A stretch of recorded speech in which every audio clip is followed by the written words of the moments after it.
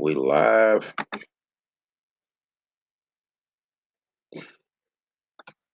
Okay, y'all. Here we go. Bear with me for a second. I wish I could set these settings and not have to do this. Start okay.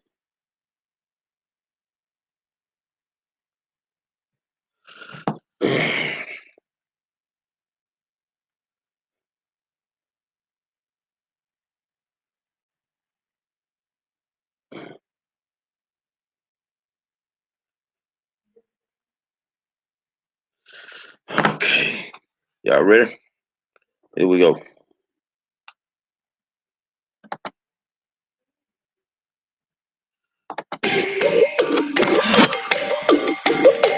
Say without a shadow of a doubt, it's the Black Howard Stern, the 5-star general, and you in the middle of the war zone. And I got my co-host, Dr. Candace Matthews, my man Elvante Patton. And I'm gonna tell you what I did, man. I went to the house.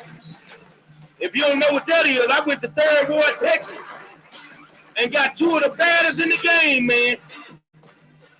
We don't want to offend you, Wheatley Wildcats, and you Worthy coach, but that's what it come with. Say, man, thank you for tuning in, and we're gonna get this thing started.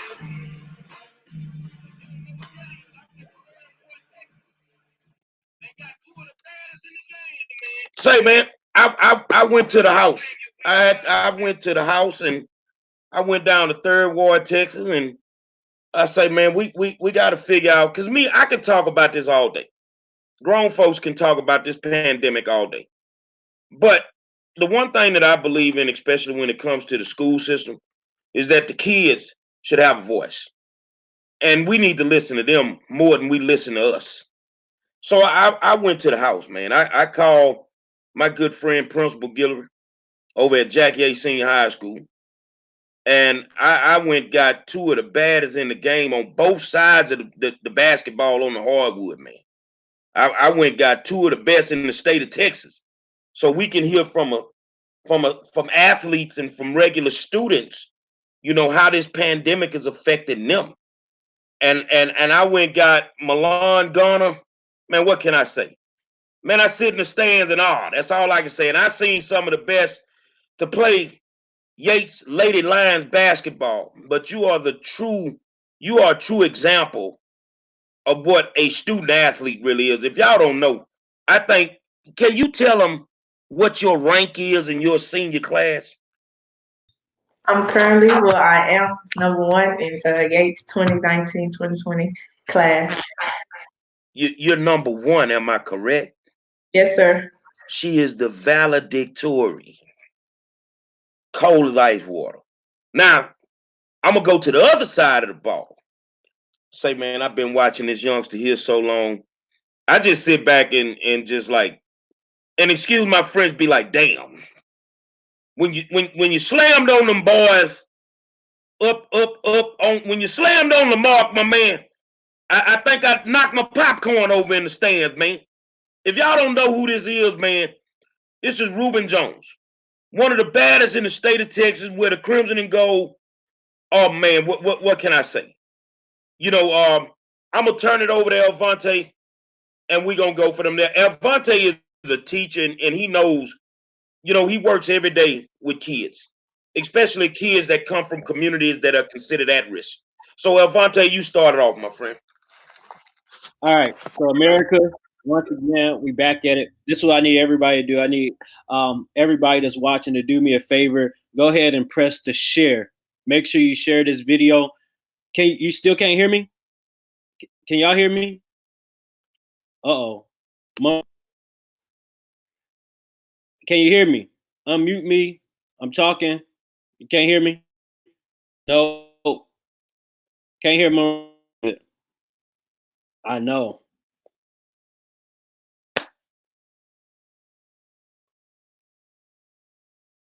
Can't hear.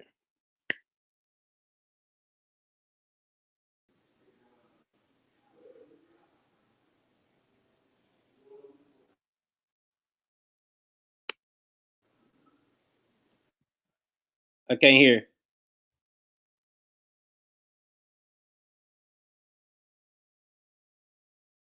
I can't hear. Can you hear me?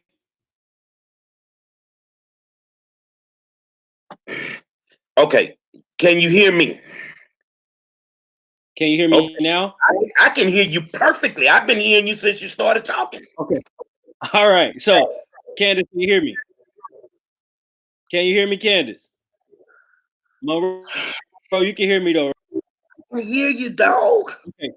All right. So, America, check it out. I need you to press the share button right now, because right now sometimes we look at our professional athletes as being the people that we need to hear. Actually, I think it should be the next generation that we began to listen to and see where they feel like we should be going in the direction that we need to go to, because this is their environment. This is theirs for the next at least 50 years. However, after watching the news today, Monroe, I looked at how many doctors we're soon about to lose. And unfortunately, bad case, we have to be able to start paying attention to these things. So I'm not going to harp on it right now. I'm going to give the students a chance to say who they are, and we're going to move forward with that. And then at the end, I talk about the bio warfare that we're currently in, because we just don't, this is really a war that we're fighting. So start with you, man. Introduce, know who you are. You talking about me? Yes, sir. My name is Ruben Jones. I play for Yates.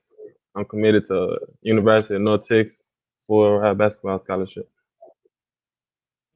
That's what's up, man. What made you choose North Texas to be your new home for the next years? They was the most loyal to me. They offered me like my sophomore, junior year, one of them. But they was like one of the first schools to offer me, and they was like the last school still messing with me at the end. Like they was most loyal throughout the whole process. So it's home now.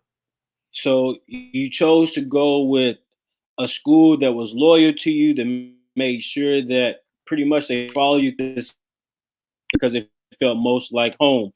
So talk about the fact that the championship, what does that mean to you right now that you didn't get a chance to play state of the world looks like today? It's messed up for us because they saying they gonna reschedule the game for like May or something like that. They don't know when and where. But like we can't even work out right now. They closing down all the gyms. It's hard to find somewhere to hoop at, so it's hard to stay in shape right now. But if they got the game still going on, we gonna finish it. If not, we just gotta go on with our lives. I don't know. We can't do too much about it. Okay, so that schoolwork, how are you maintaining your grades to make sure that you will be eligible to even play in this game? Because I feel like you might have sophomores on your starting lineup. I haven't looked at your starting lineup, but your sophomore lineup and HISD saying y'all starting back school virtually on Tuesday. How are you going to make sure you make involved in their education to ensure that they'll be eligible to play in the state game? Well, Dooley and GY, they stay on us about grades, so they gonna be checking in, make sure that everybody doing all their work and stuff over the break until we get back in the classroom. So they got that handled. All right. I'm gonna pause you for a second. I'm gonna go over to the Miss Valentine to introduce herself, about her and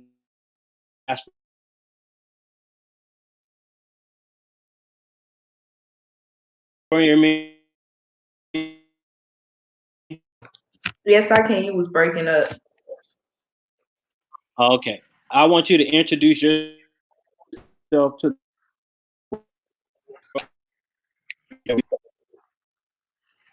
Introduce yourself to everybody, Milan. Okay, hello. My name is Milan Garner. I'm currently the valedictorian here at Jack Yates High School. One of the top players at Yates High School on the Lady Lions and one of the captains as well. Ball. Is that what you stated? Can you repeat? You're breaking up, Elvante. He asked, "Did you play volleyball, Malone?" Oh no, I only focused on basketball this school year. Well, I take over from him. First of all, the Lady Lion basketball teams of the past. A lot of people don't know that the first state championship that was ever won in UIL history came from girls basketball. It came from girls basketball, 1983 state champions with Monica Lamb and those good gold. How does it feel to know that you're carrying on a tradition with the Yates Lady Lions basketball team? Man, it's a good thing. That's one of the reasons why I came to Yates, because I know that it was going to be easy to be known. You know, with Yates alumni and everything, with the support from them, you know, kids at Yates, we also get known quicker and faster than other schools and students around attending other schools. You know, Yates is one of the top known schools for basketball. When it comes to basketball, that's more focus with Yates. So I feel like that me continuing on that, you know, legacy or whatnot, you know, it's a good thing on my end and with my family and my little cousins or whoever that follow in my path. Now I'm gonna jump over to Ruben. You know, I'm good friends with somebody you know, Ruben. You know him real well, Coach Kevin Walker. Oh yeah. And I'm trying to figure out, you know, you, D Brown, y'all come from that Southside Cowboy legacy. And if y'all don't know who the Southside Cowboys is in youth sports, I mean, like 7 or 8 time national champions in youth football, man. Just that cold. What happened? Why you just switch over to basketball? I know two can still play football. Why you just isolated on basketball and kind of gave up on football? Basketball chose me. I was better at it. It was like it's just my game. I always played with the older players growing up. So like football, that's like too many people on the field. It's like you can't shine like that. I like it on the court. 5 people, 10 people on the court at a time. Football, you got 20 some people on the field with you. Like I don't like all that too much. Now I know y'all were on your way to San Antonio. I think when y'all got the news, and I think they had to. You could tell us what happened. I know you had the pep rally that morning. You left. Y'all left, got on the bus and left. I watched for a little while, and then I got busy. And then what happened? Because I don't think you guys made it to San Antonio. Nah, we had the pep rally that morning. We got on the bus. As soon as we got to the I think it was Canes, I think. As soon as we got Canes in San Antonio, we got our food. And it was all over social media and stuff that the game got canceled and all that. G Wise called the people and they was asking, he was asking questions and stuff. And then it was like they told him like we still gonna have the game. Like it's just not right now. So they ain't really gave us a set date on when this would happen if we can come back and play this. And they said sometime around May probably. I know that when I spoke with the principal, I know they're still committed to making sure that you guys have your prom as well as graduation. You know, y'all both tell us how would you feel.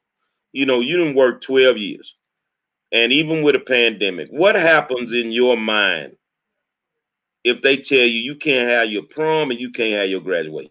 Well, I don't. But that's just me. I don't really care about prom too much, but I need to walk across that stage. That's all. That's how I feel too. At this point, I don't even care about prom. I just want to be able to walk across stage.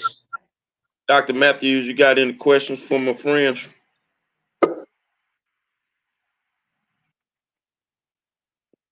I We can't can't hear you. Turn your mic on. We can't hear you. I don't know what's going on with these microphones today, y'all. Well, I'll say this here. A lot of people don't understand what it's like to go to Yates. They don't get it. You know, and when you 16, 17 years old, you don't get it some days. I didn't get it when I was there. But you know, every morning I wake up at 53 years old, and some kind of way I'm gonna have on some crimson and gold. That's just how I am. I mean, Milan, I knew your father, and good dude. Mike was good dude, and it's just something about us old people that we love the Crimson and Gold. Can you tell these people, as a current student, what it's like to walk the hallways of a high school that looks like everybody in the country knows about for some reason?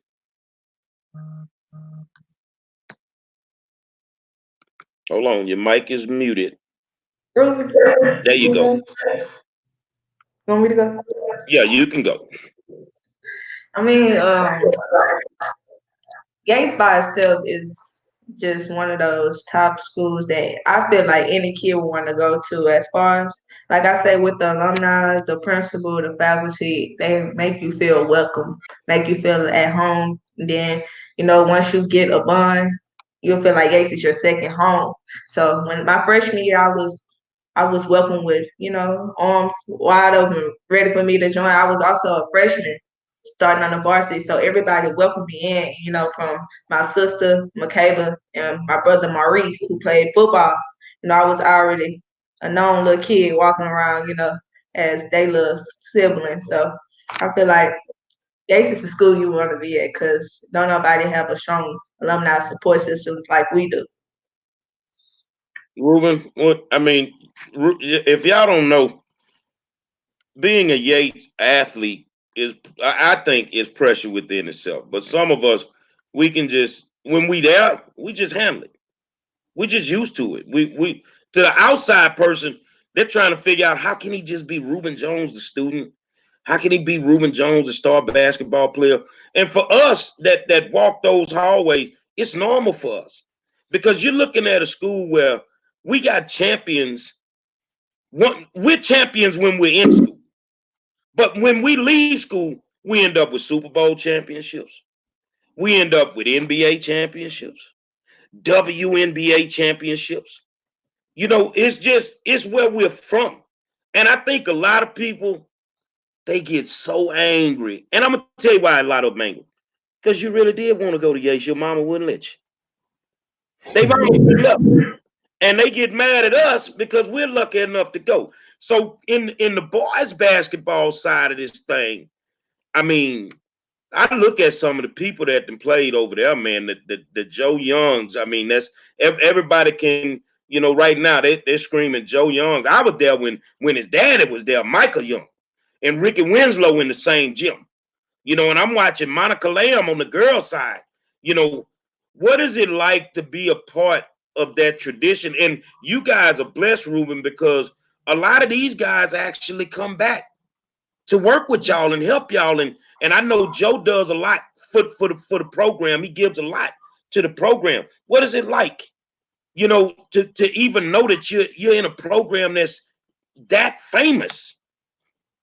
It's everybody talking about it all the time, social media, talking about the legacy of Yates and all that, but it kind of humble you when you just see, we walk around school and just see Joe or Jacob, they just walking around the school like it's normal. Like they ain't thinking too much about it. They ain't Hollywood with it. They walking around the school talking to everybody, messing with everybody, like they showing love just like anybody else, and they went to Yates. Elvante, let's see if we fix your microphone. Elvante? Am I broken up? Is breaking up. You must be in a bad spot. Yeah, we can hear you now. All right. So, what was the question? No, it's you. It's on you. You can ask him a question. I have a question right now, so I'll hold my question for a little later on. So I'll let you continue until it comes back to me. Okay. Oh man, I think both of you good you good people. You're coached by some great coaches. I mean, I think at Yates we've been blessed to have great coaches. Girls basketball, boys basketball. I was coached by a true Hall of Famer. Matter of fact, that whole staff was Hall of Famers. Two of them ended up in Texas High School Football Hall of Fame. What is a normal practice like when the doors to the gym are closed? Because normally wives keep them doors closed on that gym. Yeah. You don't get to walk up in there. And how intense are those practices, man? You know, because I know the girls, I think y'all run the same system. Am I right, Malone? Yes. How intense are those practices in that gym, man? It get Run a wild lot. when we start going up and down. It's like, we don't play no out of bounds. We ball go out of bounds. You keep on fighting for it. They running up under the bleachers, hitting their heads on. It's like it get wild enough. Then it's a whole bunch of running. So it's like you running. You mess up, you running like suicides automatically. And then on top of the suicide, you got to get back in line, do it again right. You mess up again, you're doing the same running, probably double. So it's a lot of pressure in there. You don't want to mess up, but it's gonna happen. Malone, what is it like on the other side of the gym? Because y'all right next door to each other. We run a lot. All we do is run, condition and run. We just be running up and down. 10 seconds gotta be that. And up and down, 15 seconds, 3 up and downs. It's just a lot of running. Then going, pressing, making sure everybody rotate, walking over the press breaks, making sure everybody got it and feel comfortable with switching and rotate. Ruben, this question is for you. You know, your mom has been there like every step of the way. I mean, it's not a game that I would go to that I didn't see Ashley at a game, and she is truly your biggest fan. I can honestly say that. You know, how influential has she been in your success? I mean, from little league all the way up to signing with North Texas. Tell us about your mom. Yeah, she started there. When everybody else doubted me, looking over me, she the one that held me up, helped me pick my head up, helped me keep going. She put me in the gym by myself. She made me go to the gym, made me go to the workouts I didn't want to go to. Waking up 6 o'clock, running around. She made me do all this. So I owe it all to her. Now, Milan, we don't have to get personal, but if y'all don't know Milan's story, it's a movie. That's all I can tell you. It's a movie. I know you lost your father. Good dude. Good dude. You know, everybody loved Mike. And mom had some setbacks. So, you know, how has it been for you? You know, I think the whole Yates family is rallied around you, you know, because you like our baby. It don't matter what you need. We're gonna make sure she got what she need. And that's just how it is at Yates. When the kids need something, we there for them. So how has it been for you? I mean, to even get to the point where you end up, you dealt with a lot. And I'm not going into her personal business, y'all. I'm gonna say this here. If you could go through hell and back, this kid done been there, and she's still ranked #1 in her class. That's black girl magic all day. So how hard has it been for you to achieve your goal? I mean, like I say, everybody goes through certain situations. Some might be greater than others. You know, some people try to compare my situation to theirs, but I tell them it's a different story. But my mom during basketball season, my mom used to call me before every game, and she used to give me a pep talk. My dad used to always give me, and she'll be like, "Well, I'll call you back. You know, love you, baby girl. Make sure nobody get you out your game. Play your game how you play your game, and play your game like me and your dad would be sitting in the stands cheering you on." So I feel like that was motivation to me. I feel like that basketball was a way that I cope with my situations, and then sitting in the office talking to Miss Guillory, letting her know, having a moment, talking to her. Sometimes I do cry. So that's a part of life. We all cry. Sometimes you gotta let things out. But I mostly walk around because I know that I got the support, that I'm not in this alone, and that alumni AH make me know that I'm not in this alone. So I have all the support that I need to get where I need to be. Elvante, you got any questions? You got that microphone ready? Elvante, I don't know what's going on with his microphone. Well, I tell you what, man, we're super proud of you guys. You know, and I think you could tell us. I mean, you used to being out the house, Ruben. You used to being in the gym, Milan. Y'all kind of do the same thing, just from a girl and a guy standpoint. What is like just being stuck in a house? Really can't move around. Don't know if you should move around. You know, what is it like for a kid in school that just can't do the normals every day? How you deal with that mentally? Man, that's tough. I ain't gonna lie. Like the first couple weeks, first week I think I ain't go outside at all. But like this week, I just can't sit in here no more. Like I gotta get in shape. I gotta get back right. So I've been running around the neighborhood, running around on the hill and stuff. I went to Herman Park yesterday on the hill. Today I was in just doing sit ups and all this. I got an air machine. I've been doing sit ups and all that. So it's hard to stay in shape like this, but you gotta live till it's over. It's been boring. It's a little basketball little court outside the apartments. Roll under the gate and get the hooping. I can't sit in the house for too long. It's boring. You sit in the house, I'm gonna be gaining too much weight. I need to stay in shape. I tell you this here. Hopefully, my friend Ruben, you guys get to go and finish what you start. Every year I do the same thing with your coach. The first day of school, I go up to Coach Wise and I ask him the same question every year. Can I book my rooms this year? That means, can I book my rooms in San Antonio? And he told me last year, he say it's gonna be tough. He say, but we should be okay. And that was last year when y'all lost the family faith or whatever they Yeah. named. But he also told me in that conversation, he said it don't matter. He said, because next year we're gonna run the tables. That's how much faith he had in y'all.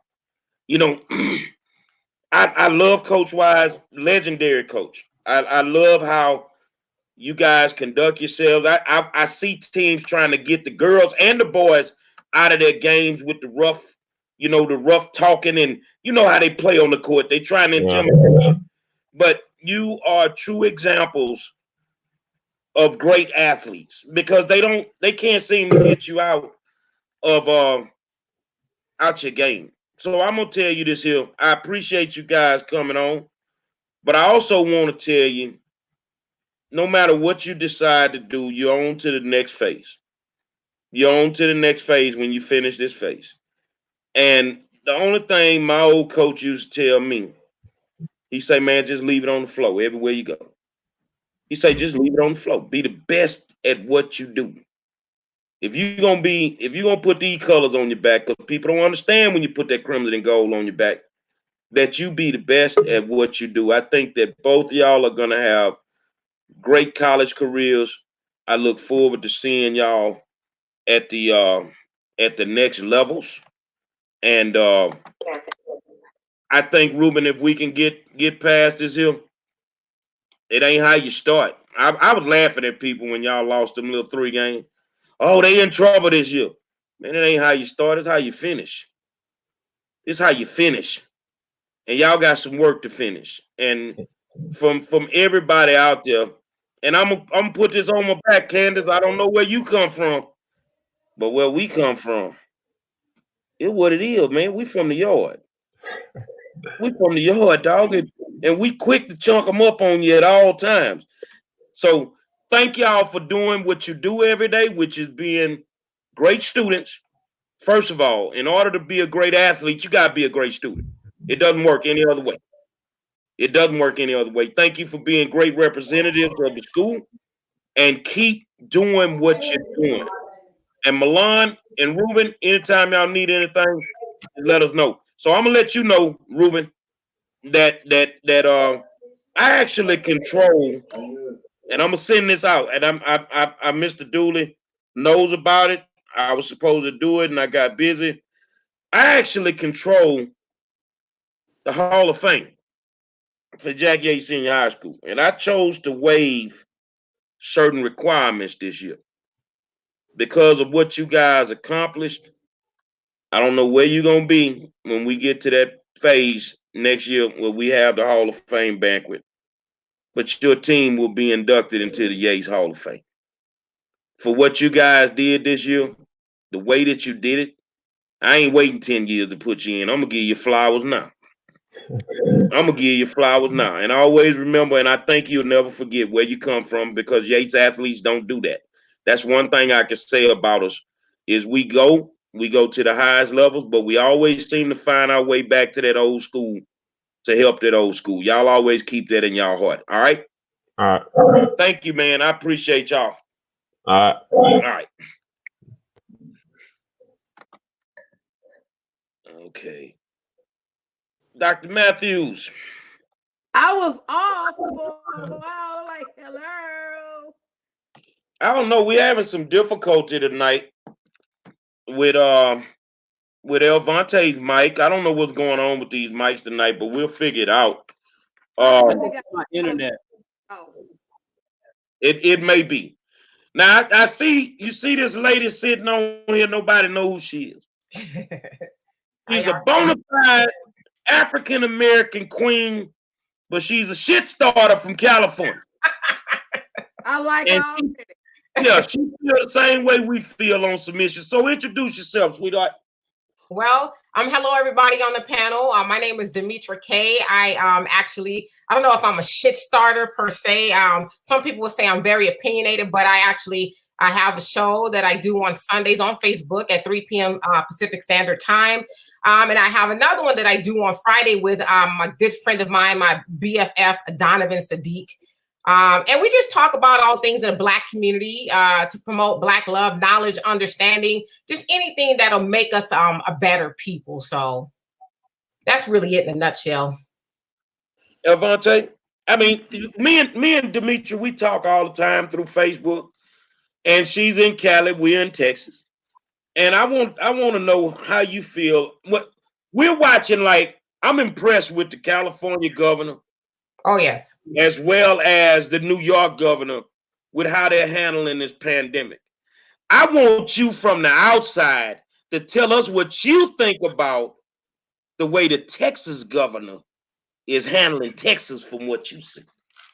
Well, from what I understand, Texas is a red state, right? It generally goes Republican. Is that correct? Yes. So, and I want to say, right off the top that I'm nonpartisan. I don't belong to any party, but we know Texas is very, I guess, MAGA, pro-Trump. And we heard Trump talk about he wants to open up the United States, I guess, by Easter. He thinks that, we're making too big of a deal of this. We cannot afford for the country to be shut down. And so I just think your governor is probably along the lines of Trump. It's money over people. And so I think that's why they've taken so long in Texas, because I don't even know if you guys are fully shut down yet. It sounds like maybe they made that move sometime last week. No? We're not fully shut down because the governor stated that other parts in Texas has not been affected, so there's no need to shut down the whole state. We fully fucked up. That's what we. Well, so I think it doesn't take a rocket scientist to know that it's really money over people. They've said, well, we know a certain percentage of people are going to die. It's not really worth, losing all this money, because if anybody's followed the stock market, you've seen the stock market, you just plummet last week and the week before, it's starting to come up now. But, people have lost trillions and trillions of dollars. And so to them, and when I say them, the 1%, it's nothing to lose a life. We just can't lose our money. It said that over 500,000 millionaires lost their millionaire status due to the plummet of the stock market. And so you have people like that losing a lot of money. It's not their life. That's how they're saying. It's not my life or anybody I know's life is going to be lost. So what if it's your life? I just don't want to lose any more money. So, but, I lieutenant governor then. Huh? That sounds like our lieutenant governor. Right. Yeah. And I saw him on Fox News, basically saying, I'm not afraid to die. It's like, okay. Right now, but, then. Huh? I'm like, well, die right now then, so I can run in your place. Right. Well, we know that's a direct contradiction, because if you're not afraid to die, why are you worried about money? So you're just lying. What he wants to do is what they're doing is they're speaking to their base. Listen, fall on the sword for us, because most people who follow them, they'll follow them to the end of whatever. So he's not talking to himself, really. He's talking to the people who hang on, his and Trump's every word. Everything they say is the gospel. So that's who he's really speaking to. But as far as our governor, we got lucky. Gavin Newsom, he's a really good guy. He actually was the first make California the first state to make discrimination against natural hair a thing. So he's very progressive in that way. It is said that in the next 8 weeks, about 60% of Californians are going to be affected with the coronavirus. So he felt it, necessary to shut it down. I live in Riverside County. It is said that about 50,000 people in my county will get it by May 1st and 1,000 will die. So this disease is spreading fast. We have a Democratic governor. I don't know if that means anything, but, they tend to sometimes put people over money. So I think that's really the difference with us. Same thing with New York. So the governor of New York needs to run for president. Right. Yeah, he's really stepped up in the last couple of weeks, really. Him, he don't give a shit. I'm gonna tell y'all something. Last night I didn't sleep because I've been watching the news, and I'm looking at social media, and I'm looking at the things that these people are saying, the number of people that have died, and all that. It doesn't have to be that way. It realistically doesn't have to be that way. Trump automatically says we should open up Texas. Well, first of all, you never closed Texas, so you can't open up something that was never closed.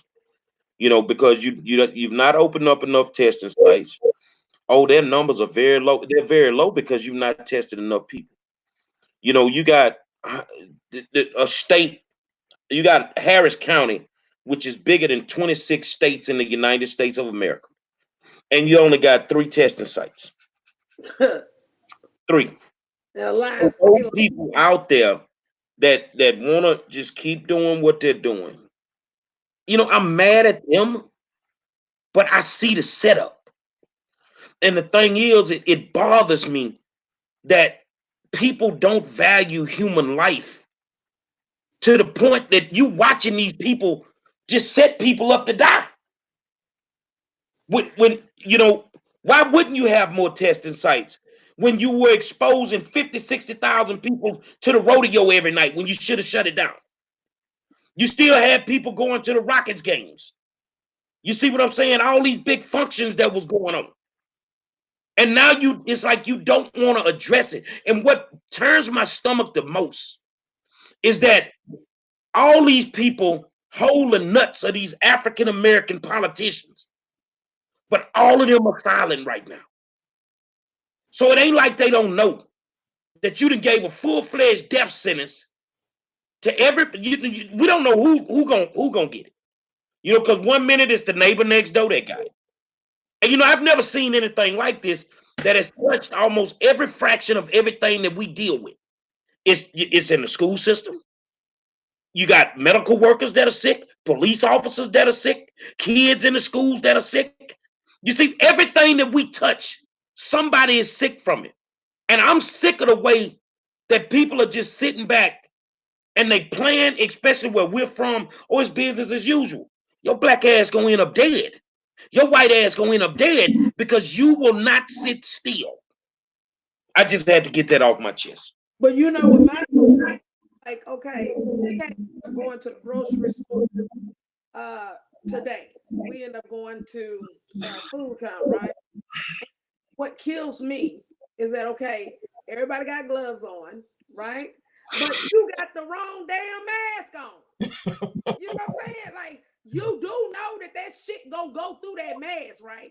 You supposed to have an N95 mask. That is the type of mask. If somebody pass gas, you ain't gonna smell nothing. Okay? So you run around here thinking you being safe and you go possibly getting contaminated and bringing it to your house. All because you want to get some eggs and some hot sauce and sausages. This is crazy. And but even with that, it's still crazy. I'm not coming out the fucking house. I'm telling y'all right now. I love y'all, Elvante. You my partner. I'm not gonna see you for a while. I'm not coming out the fucking house. Well, Gary, you can't really afford to come out the house like that because you know your condition and shit too. And see, what people got to understand, you got to take preventatives. You got to get your vitamin C, get your ginger root, get you like some tea that you can build your immune system on. You see what I'm saying? When I went to Walgreens to go look for a thermometer and stuff like that, guess what? Everybody buying the sanitizer, but ain't nobody buying the vitamins that your ass need. That's going to basically help with the preventative of you not catching this virus. Then I was telling Gary earlier today They had someone that was in one of my members in our coalition neighborhood had a whole party over there. Somebody had to call the cops and they all went to jail. They think this stuff is like a game and it's not. You know, like you gonna continue to keep partying and keep doing the dumb shit until that corona get hold of your ass and then you done. Let's go to Avante. So my thing is, I want people to realize that if we was to hear gunshots outside of our house, we're going to go in quarantine. It just might not be as long, but you're going to be in quarantine. You're going to be in a safe space for a period of time. Right now, we're in a war. Even though you can't see the bullets flying, there's a war happening out there.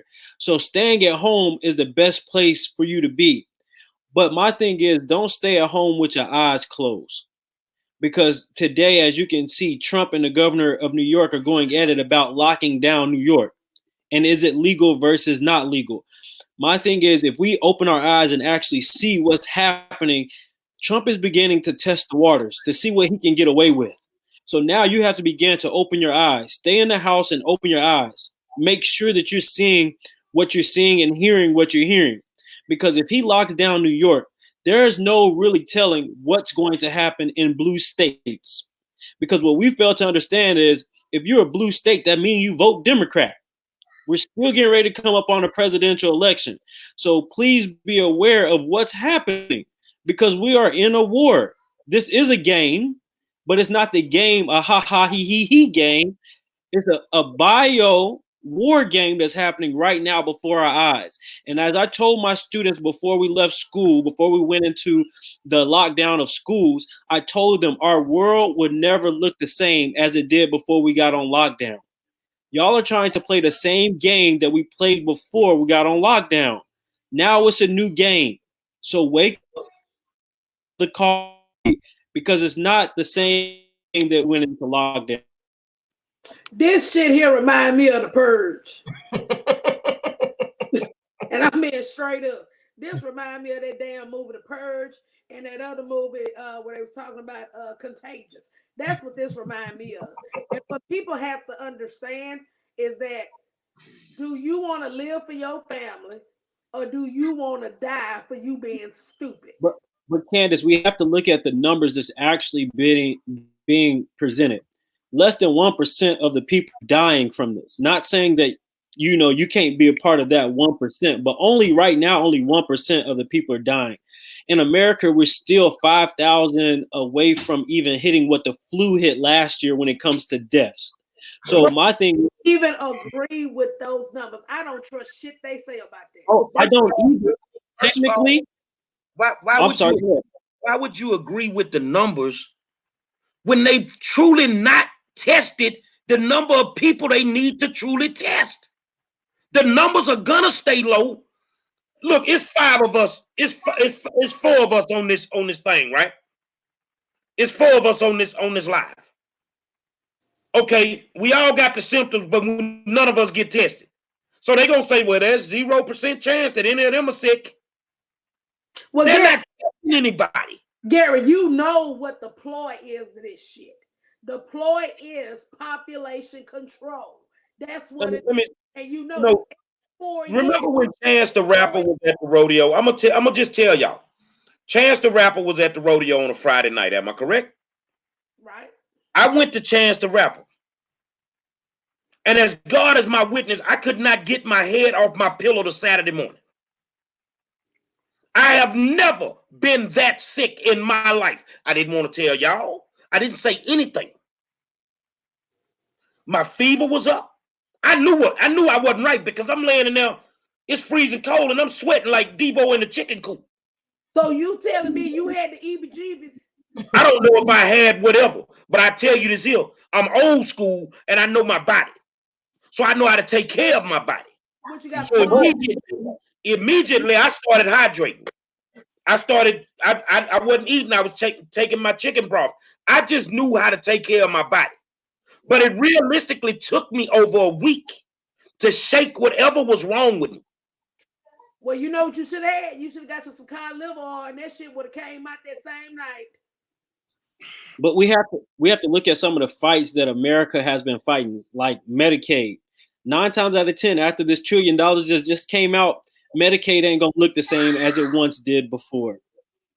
That's what I'm saying. We have to start following the money and seeing where they're going to take this money from to try to replenish it, because that's what's going to end up happening. And it's going to hurt African Americans. It's going to hurt those that need that assistance that the Republicans been trying to get rid of for the longest. As y'all know, Trump said he wanted to get rid of all this stuff. He wanted to get rid of food stamps and all of that. That's what he wanted to do. So this is a great way to eliminate that right now. Let me say this here. This is what I thought about. When I was sitting around, I was thinking, and I was looking at how, Demetri, they saying all these people gonna die and they need to open up Texas and Nebraska. It hit me. People tell me every day God speaks through me. I don't know if that's true or not. I just know every time I say something, it comes true. Doesn't matter what I say, it comes true. So I'm gonna tell you what God telling me. Trump don't even hold the cards to this right now. It's us. It is totally on all of us. We don't have to die. Medicaid does not have to be attacked. We can end up going to school, to college for free. Because if you shut these goddamn cities down, if you don't move, it fucks with their bottom line. And all they want is it to move. Okay, well, we'll start moving again. This is what the fuck we want out the deal. We want free Medicaid for everybody. I'm just throwing that out there. It doesn't have to be that. We want student loan forgiveness across the board. That's what I did. You see what I'm saying, Demetri? So we hold the key to all. Trump don't run shit right now. But we ain't woke up to see that it's really on us. You have America where it's never been before since the 1920s. You have the United States of America on their fucking knees because you control the economy right now. Right. Well, I think it's really about people educating themselves and understand. Like I always tell people to read or go on YouTube and listen to the Communist Manifesto by Karl Marx and Frederick Engels. And it talks about everything that we're going through now. This was written in like the early 1900s. And they talk about our problem's not really, like we have racism and stuff, that is a problem, but our real problem is classism. And when we understand how classism works, then we see our role in it. Like the Communist Manifesto talks about how the bourgeoisie, the ones that own the means of production, the 1%, if you will, they have virtually turned all of us into a product. And so instead of us realizing what they've done to us, and really going, like you said, against them, we go against each other, whether we go against Republicans, Democrats, or, black, white, or whatever the case is, instead of, like you said, just shutting it down because the 1% can't make money without us. They need us to turn the machine, to keep the machine going. But like you said, we're at a good spot right now where a lot of things are shut down. And if we really just realize our power, and I get it, a lot of people are out of work, and it's like you can't feed your kids if you ain't making no money and all of that. But if we would just say, you know what? It wouldn't even take us that long if everybody got on the same page and said, we ain't doing nothing until, like you said, we get some student loans paid off, we get some Medicare for all, we get everything we need to, go back to like my mom's generation. They were able to buy houses and, just live a comfortable life on, one income or salary or whatever. We can't do that now. But until we actually, like you said, realize our true power, we're going to go right back into the rat race. We're going to go right back into fueling the machine and making the richer rich, which is nothing wrong with being rich. But the divide is so wide now. There is really no middle class. It's really almost like the poor and the super rich. Mm-hmm. So you have a lot of power. And into your point about Trump and Cuomo fighting over shutting down New York. Well, per the 10th Amendment, Trump doesn't have any say-so. That belongs to the governor. The governors can say what they want to do with their own state. And so, but what's in New York? If we realize what's in New York, then we see why Trump, because he's not fighting California not to shut down. He's fighting New York. We know the stock exchange in New York. You're right, the stock exchange. And he has a lot of real estate and all that out there in New York. So if that shuts down, then his money shuts down. But a lot of times we're just so emotional and we don't really think about, okay, well, what exactly is Trump's dog in the fight? Trump a bitch. Right. Well, it's exactly the money. The money's in New York. So of course he don't want it to shut down, but he, per the Constitution, he don't really have any say so. The governors can govern their own state, especially when it comes to a pandemic or, you know, how their state operates economically. So. And excuse me for being so vulgar, but I will say this here. I think that Cuomo has every right to do what he wants to do. You know, he has the law on his side. But Trump is a bitch. And I need y'all to let me just say this here. He a hoe-ass motherfucker. Because if Cuomo do what he do, he gonna make sure that the federal government don't give him the supplies that he need. That's some bitch-made shit, man. That's bitch-made shit, man. That's retaliation on the next level. Exactly. But really, Cuomo holds all the cards because he's the governor of New York, where Trump's and anybody's plays the stock market. That's where your money is. New York shuts down. I mean, they could shut the stock market down if they want. All those stocks will continue to kind of do their thing. But Cuomo really holds the cards. And so it would be stupid for Trump to say, I'm not going to give you nothing if you don't. That's where the digital currency comes into play, because now they show you that at the end of the day, I don't have to have the stock market open in order for us to still run money through this. So telling you how in the world, this is really what they're trying to do.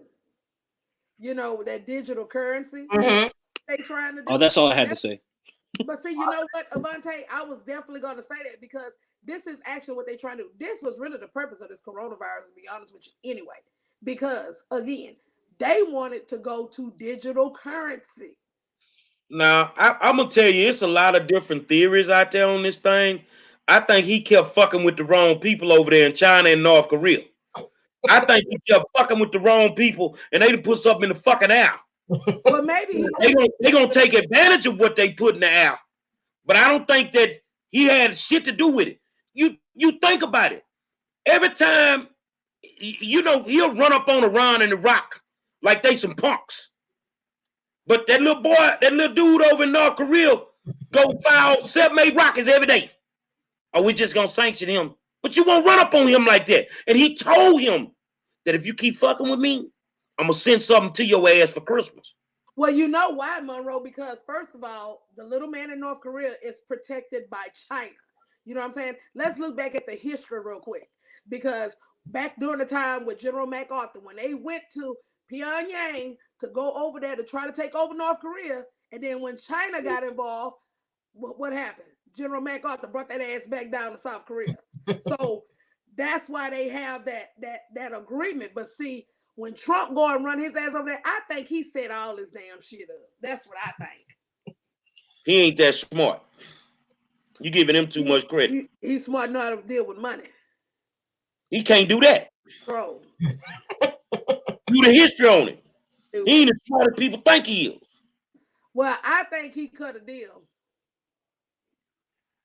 Well, if they did, you know, if it's a conspiracy or it was, you know, by design, which it may be, I don't know.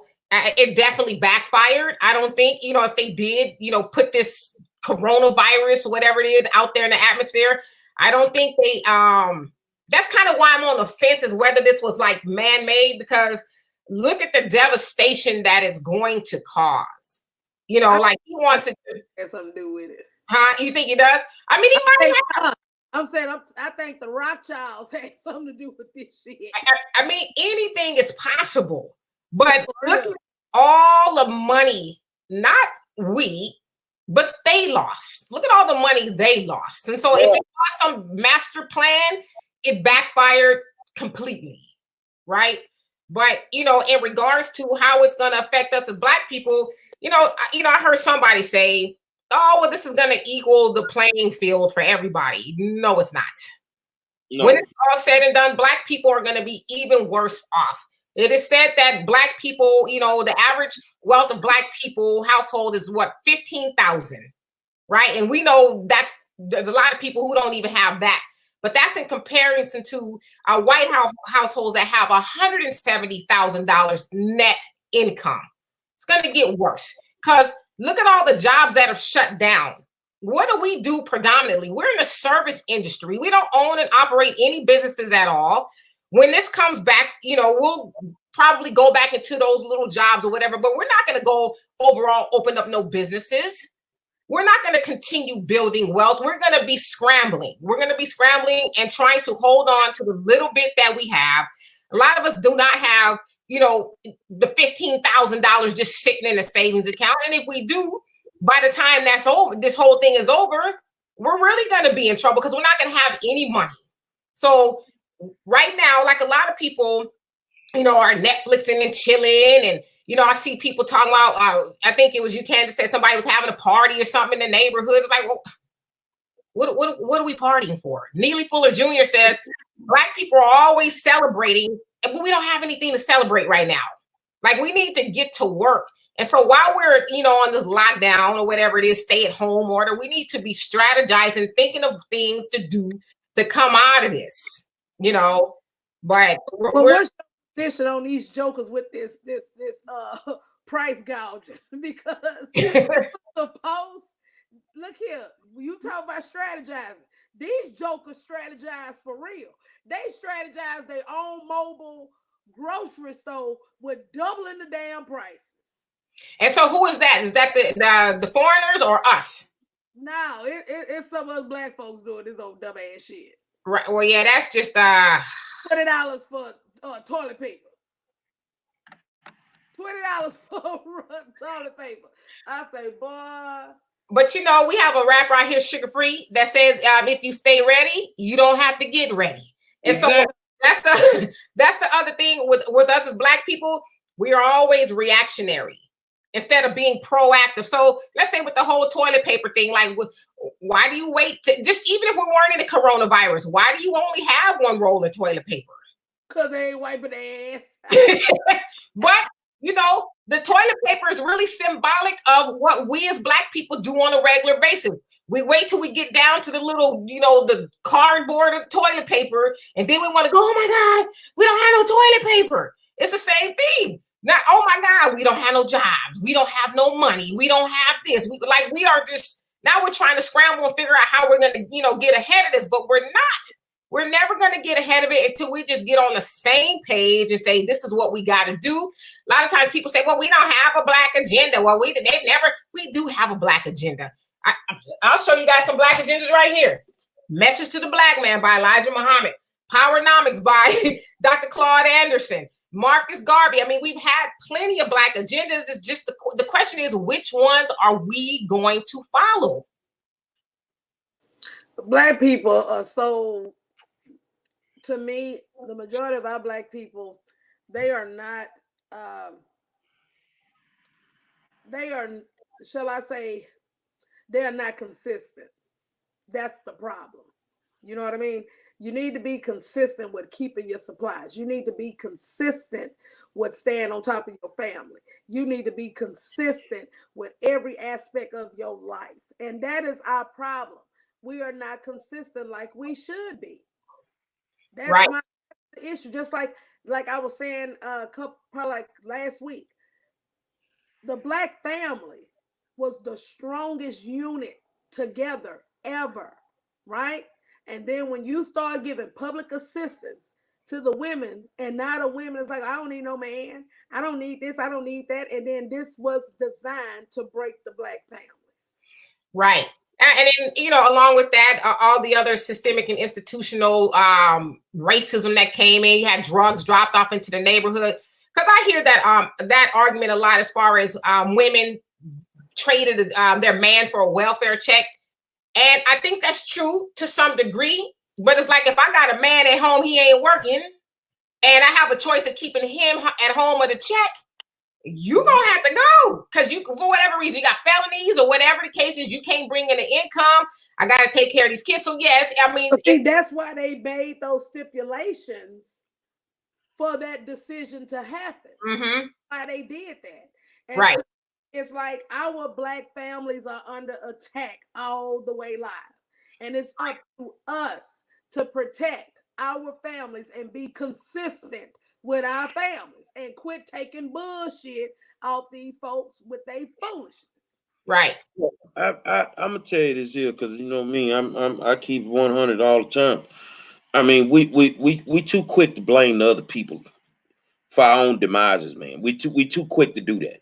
We some kind of way when we fuck up, we gotta figure out a way to put it on the white man. No, it's just some shit that we ain't doing.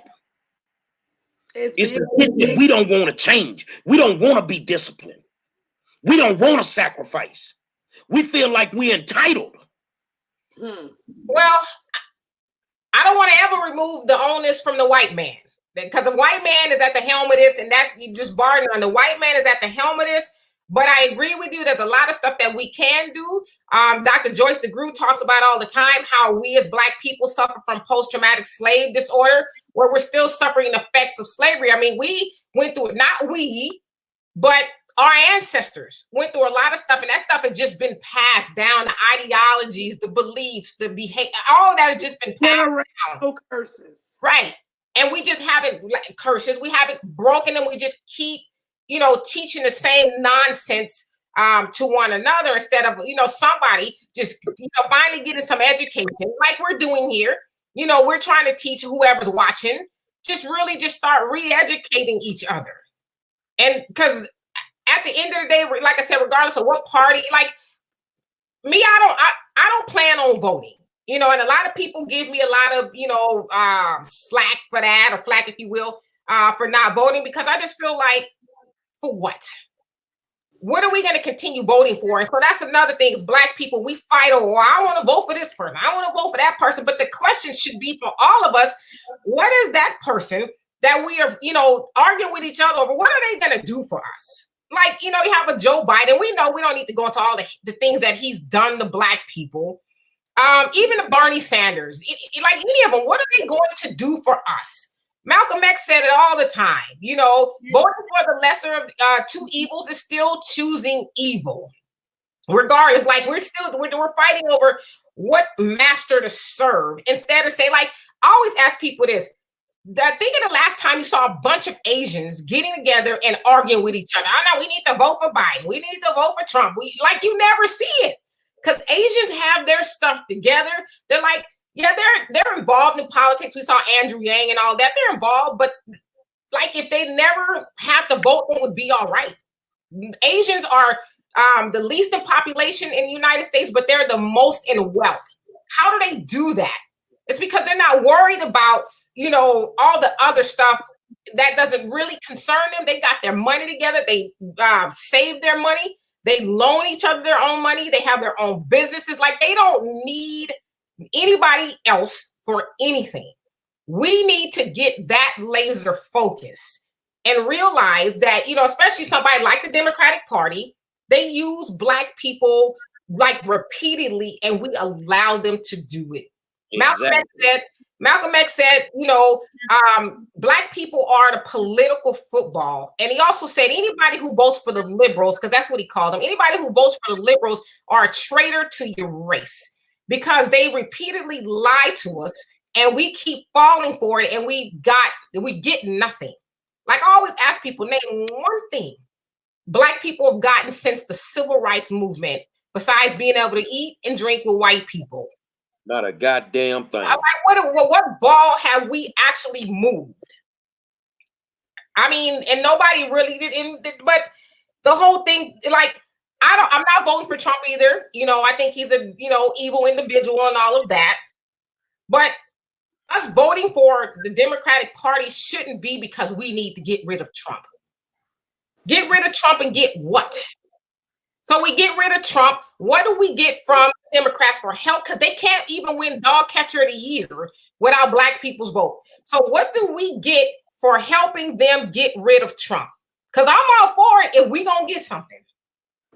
Preferably reparations, I agree with a lot that you're saying. Mm-hmm. What I don't agree with is that my ancestors died for me to vote, and I'm going to exercise my right.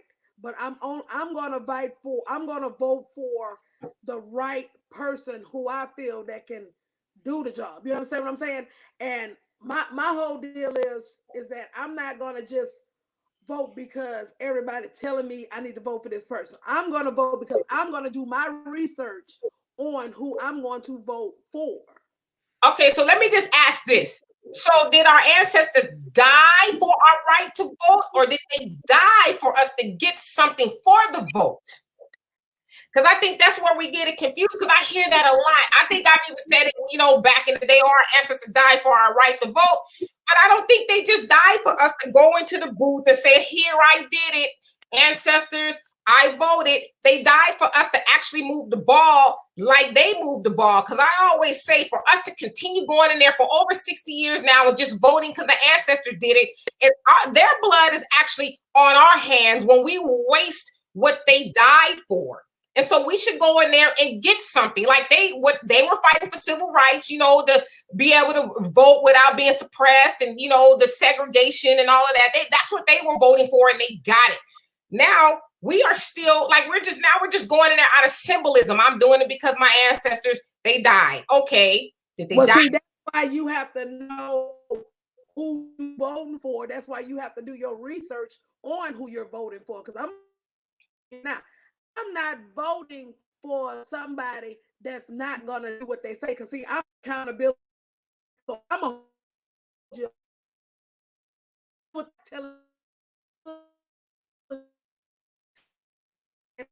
that's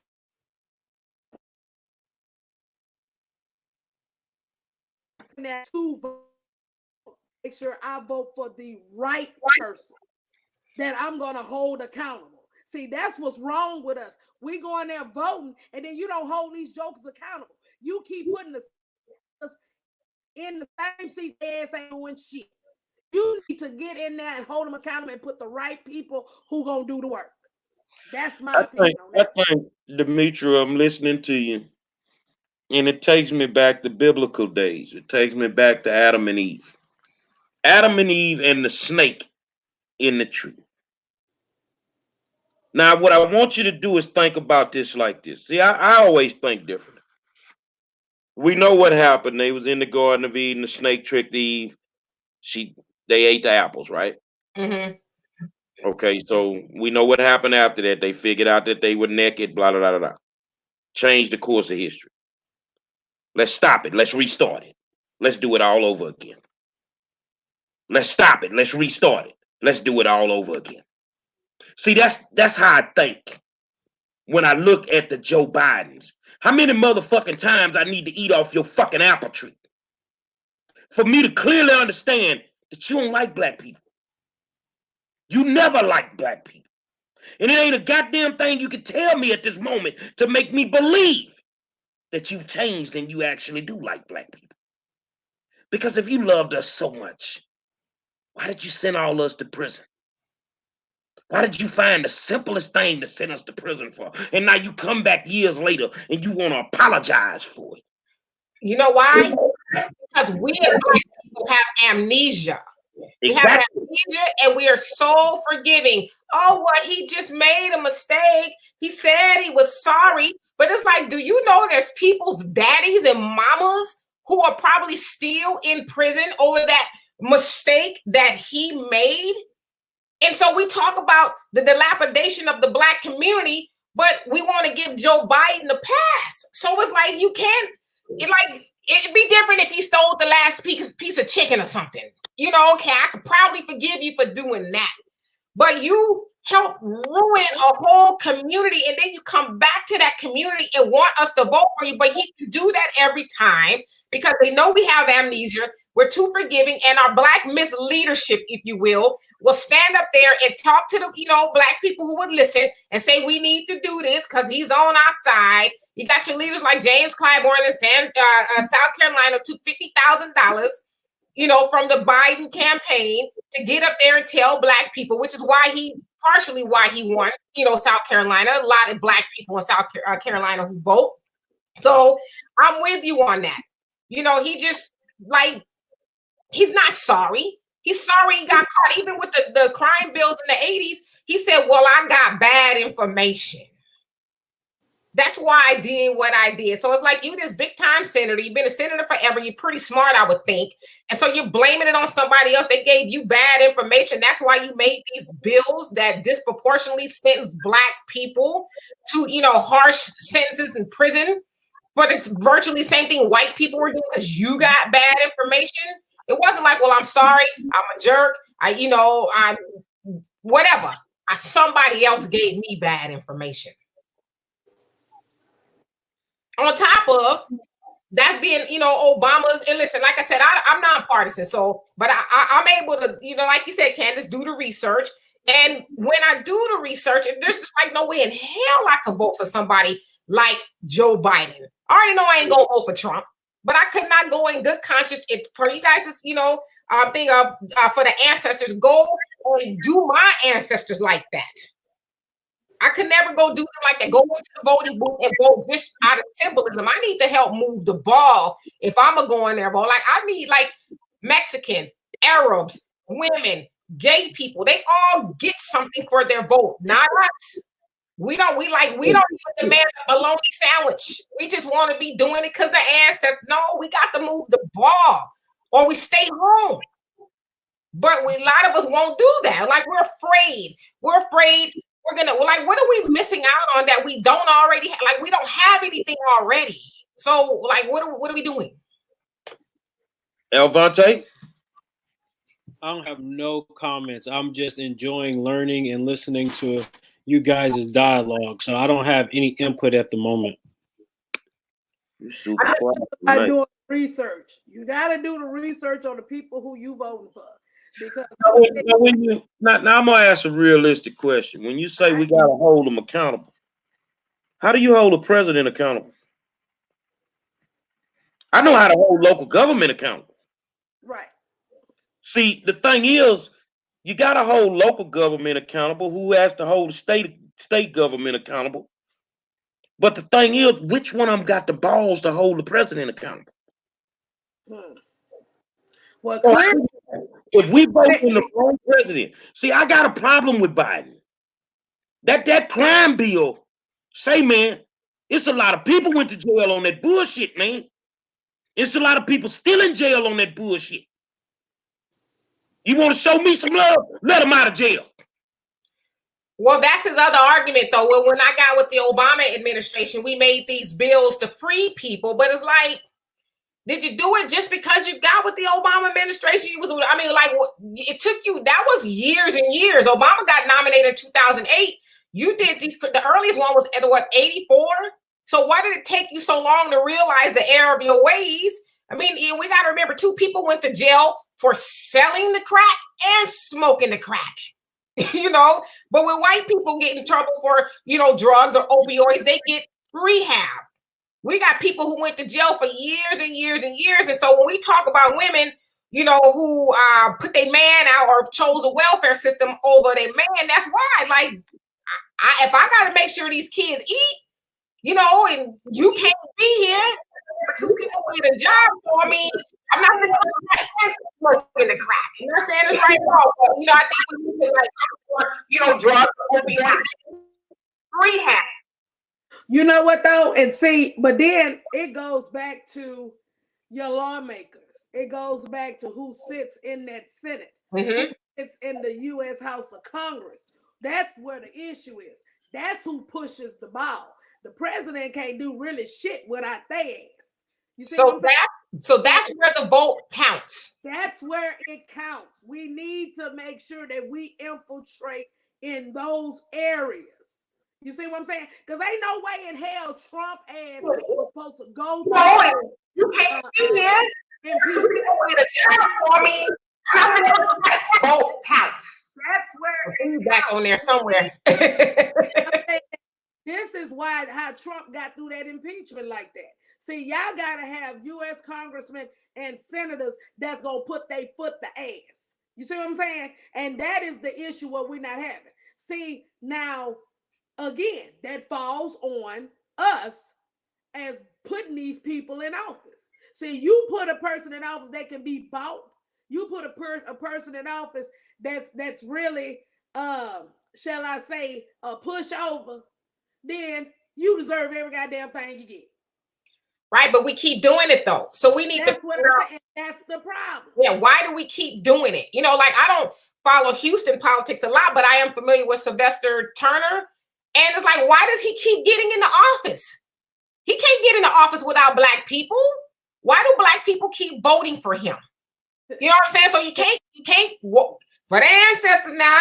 We didn't win in there and did it just because of the ancestors. A lot of us, you know, Democrat, we want to, you know, be in lockstep with the Democrats, but we go in there, we vote for people like Sylvester Turner, who, oh yeah, I'm gonna do it all. Yes, all this, you can count on me.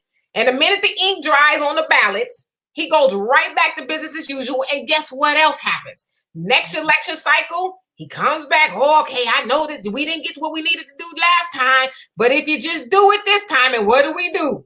Okay, so I mean that's on us. Like we gotta really just get on the same page and say this is what we want. And if they're not giving it to us, I say this all the time. Are you gonna go into a store? Let's say you go in there to buy a loaf of bread. You put your money on the counter and then you walk out, leave your money, and don't come out with the bread. That's the same thing we do when we vote. We walk into the booth, leave our vote in there, and don't walk out with anything. Oh, you know what? Next time I go to the store, I'm gonna remember to give my bread. That's what we do. So we just gotta just keep educating each other. I mean, like I said, I used to be stunned. Again, that's right? where it falls on your research and stuff, like I was saying already. And then I'm gonna tell you something else. When really the issue is name recognition. You know what I'm saying? So, okay, I know that's a familiar name. I'm gonna vote for that person. This the person who's fucking you. Okay. See, in the city elections, I didn't have a dog in that fight because I'm in the county. You see what I'm saying? However, when they come to them county judges and people that's in that county, oh yeah, I'm gonna vote for who's gonna be the best person that's in that specific arena. But then when they come to us for endorsements and shit like that, yeah, I'm keeping all the records so I can jam your ass up. And that's just what it is. Go So- ahead, LJ. I like to speak to that because I feel like it's not just our elected officials that's drowning us, but I believe it's our organizational leadership within the Black community that's drowning us. Because you said something very, very important to me, because I heard more elected officials this past election cycle say, we left this on the table. We need to go back. You got to vote us back in because you've been there 8 to 20 years, but you left something on the table every year. And it's like, at what point is our organizational leadership going to say, that's a damn lie? We're tired of you telling us we need to go back because we left something on the table. When is our Black leadership going to stand up to our elected officials and say, all right, your time is up? Because at this point, that's who really holds the key to who's getting into some of these seats. Because when you have your Black organizations endorsing people that they know that haven't been doing the work, is a problem. So if it's the endorsement process, maybe we need to change how we endorse people. If you know that your membership is only 10 people deep on the regular, why would you let 200 people come in and vote against you?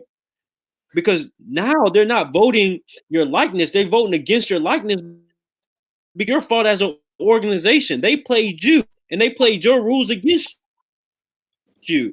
So that's what we foundation to say, how are these people truly getting into these seats? Because no, it's not just the neighborhood people saying, oh, I'm going in the ballot and I'm voting for this person. No, you sent out an endorsement card vouching for these people. Y'all vouch for them as African-American organizations. So these people are taking your word for your vote. So let's not blame everybody on these streets saying that they just went into the ballot box. No, they said, oh, the Houston Black American Democrats said this is the best person for the Black community. And we went in and voted based off of that card. That's our fault. So we need to go look at the foundation in which we're voting. And and I'm gonna give you something better than that. But what gets me is like, okay, let's say for instance, because I'm on the endorsement committee, right? We endorse these people, but then when you bring it to the floor for the members, then they strike what you actually was the best recommendation, or better yet, you may have so many other people that's for this other person, but then you got one person in there's like, nah, I don't want to vote for this person because of this, and this. You see what I'm saying? So it's political from the foundation. So it's And like, that's why we fucked. exactly. But Well- I disagree. I feel like being Yeah, man. of one of those organizations, I feel like every month I was going into a meeting of 10 people, literally 10 people. We sit out here and we do all these events for only 10 people to show up. You have an endorsement meeting and all of a sudden 200 show up. That you need to change. But you know, they had some of the organizations that'll turn around and, okay, you can pay your money until this date to be a member, and then that's it. And yeah, it's been a no damn meeting, so they can have the numbers. I'm just amazed at what I've seen, and and then it's like we have an we're living in an imaginary time. We think we can do all this fucked up shit and still put the right people in office. Or we can put people in office that's gonna fix the fucking problem. You can't lead me through something if you led me to it. I can't lead you to get that stolen art either. Them people, and we don't get it. We're not getting it. What? Man, I want to wake up in the morning and feel like I belong here. You know what though? I think we need to ask ourselves the question, why are we putting these said people in leadership? Like, what makes them a leader? Just entitled because they have the position? Does that really make a person a leader? Or do their works make them a leader? And so, like, I don't like, why do we make these people leaders? I'm telling you what's going on. They buying their asses through shit. They buying their way through shit. Because, like, I'm going to give a prime example. Ain't no way in hell we were supposed to have this joker that's bringing stolen art and everything and fucking around with real estate and everything, knowing that your ass guilty as shit, and then you won the Democratic primary. But I think we can't be selective on who we're gonna call out. No, let's call him out. No, I'm just saying, because it's far more than just him.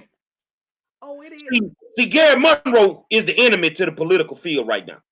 Because I would call every last one of them bastards out. But if I had 50 other people doing what I would do, you'd have people scared to even run because they know we're going to throw their ass up under the bus. Nobody wants to call these motherfucking people out in public. We keep having these private conversations. And, in the private conversation, Turner's a bitch. Turner stole this. He did that. But when you could walk up in City Hall and had a nuts to stand in front of City Council and say he did it, I'll buy you a fucking cappuccino. But that's the thing, though. Why is it that you guys know that they're scoundrels, for lack of better words, but the people who are voting for them don't know it or don't believe it? Like, where is the schism? Why is it, I don't know if the people who are voting for him believe that he's a good guy, or, I don't know what's going on with that, but. Well, I'm going to tell you like this here. What kind of guy are you? And these people still haven't received their monies for their house with the previous hurricane. People still displaced. They got people that still living in Airbnbs and everything else. Okay, but who's displaced? Yet? Who's displaced though? The voters. The voters. Which voters? Who voted for his motherfucking ass? But predominantly, who is it? Black. Okay, so let me ask y'all this. You think he did that to a bunch of Jewish people? You think a bunch of Asians, a bunch of other white people would be displaced in Airbnbs? So the question when we come to us as Black people, well, what you gonna do? You ain't gonna do nothing.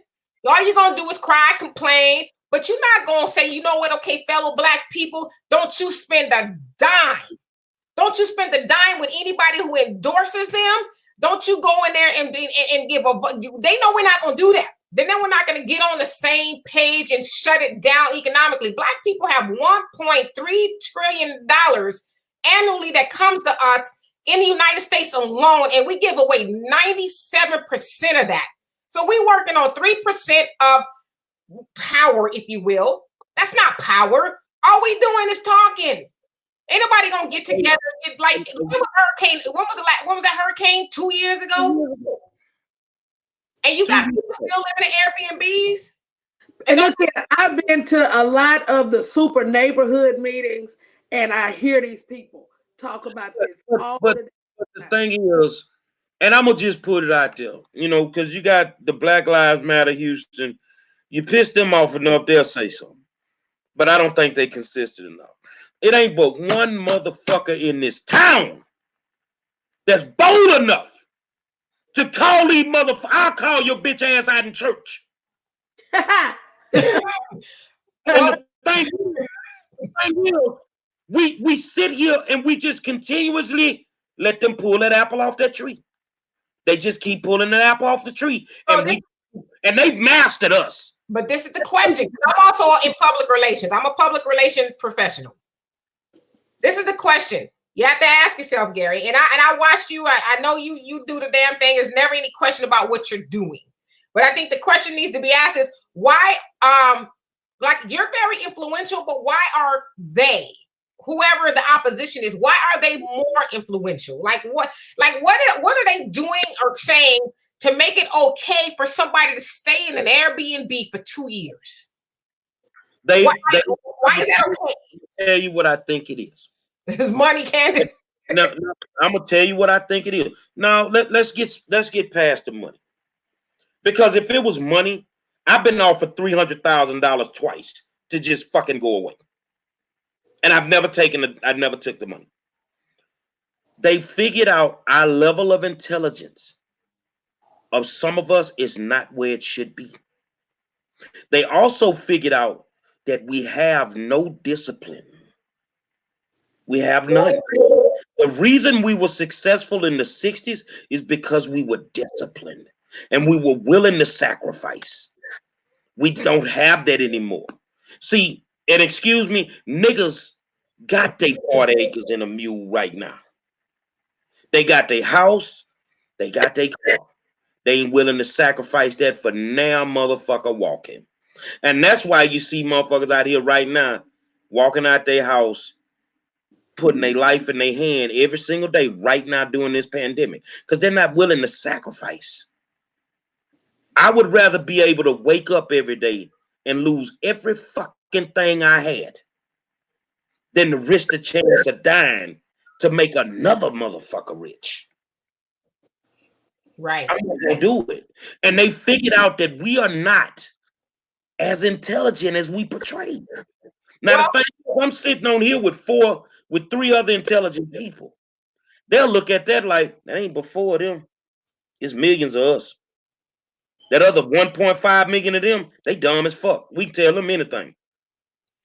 I sat in a meeting, I ain't gonna name the name of the group, Elvante, but I listened to the candidates as people were changing stuff on the floor. These are candidates that's been in office for 15 years. Oh, I don't give a fuck what they do. I'm gonna win anyway. This is how they feel about you.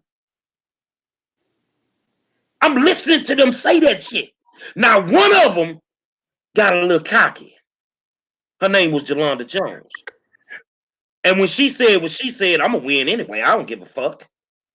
I looked at her and I said, I'd be damned, not on my watch. Miss Jones, what it feel like sitting at home right now and you don't hold an office?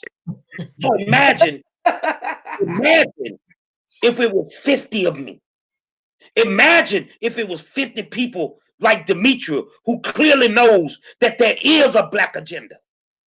You see what I'm saying? Imagine if that 50 turned into thousands and that thousands turned into millions. But see, we brainwashed. We brainwashed because we are not as intelligent, not all of us, as we portray to be. Mm-hmm. And I think they had to push the envelope. I mean, I think there is an intelligence issue. I one of those people who believe that we are smart. I just think that we have been just on the bottom for so long to where we don't want, like you said, we don't want to risk what we have. We're comfortable. There's always that other part of it that we think the white man's ice is colder than ours and their advice is better than ours. So I'm going to go with what they're telling us. And we know that these Negro leaders as Malcolm X would call them, they paid by the white people. Go back into your neighborhoods and tell them the opposite of what the truth is. A lot of people they're not familiar with the Big Six. The Big Six was an organization, it was kind of an organization, but it included Martin Luther King, John Lewis, and 4 other guys. It slips my mind at this moment. They were paid I think it was $1.3 million in the 60s by the Kennedy administration to go back into your neighborhoods, because you remember they were all influential. Obviously, Dr. Martin Luther King. I think John Lewis was over SNCC, the student union thing, whatever. Go back into your communities and tell them, we gonna give them civil rights, but just to cool out. Because at that time, Black people were ready to like revolt for real. They were talking about lying down on at LaGuardia Airport, blocking the airplanes from coming in. This is the testimony of Malcolm X.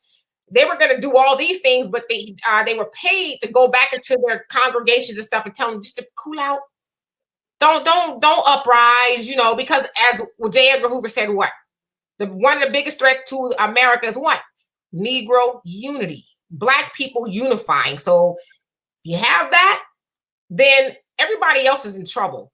And we ain't been right since. Now, I love Dr. Martin Luther King, a lot of things he stood for, but he was one of those what you call Negro leaderships that helped keep Black people docile. And we haven't, had the roar of a lion since.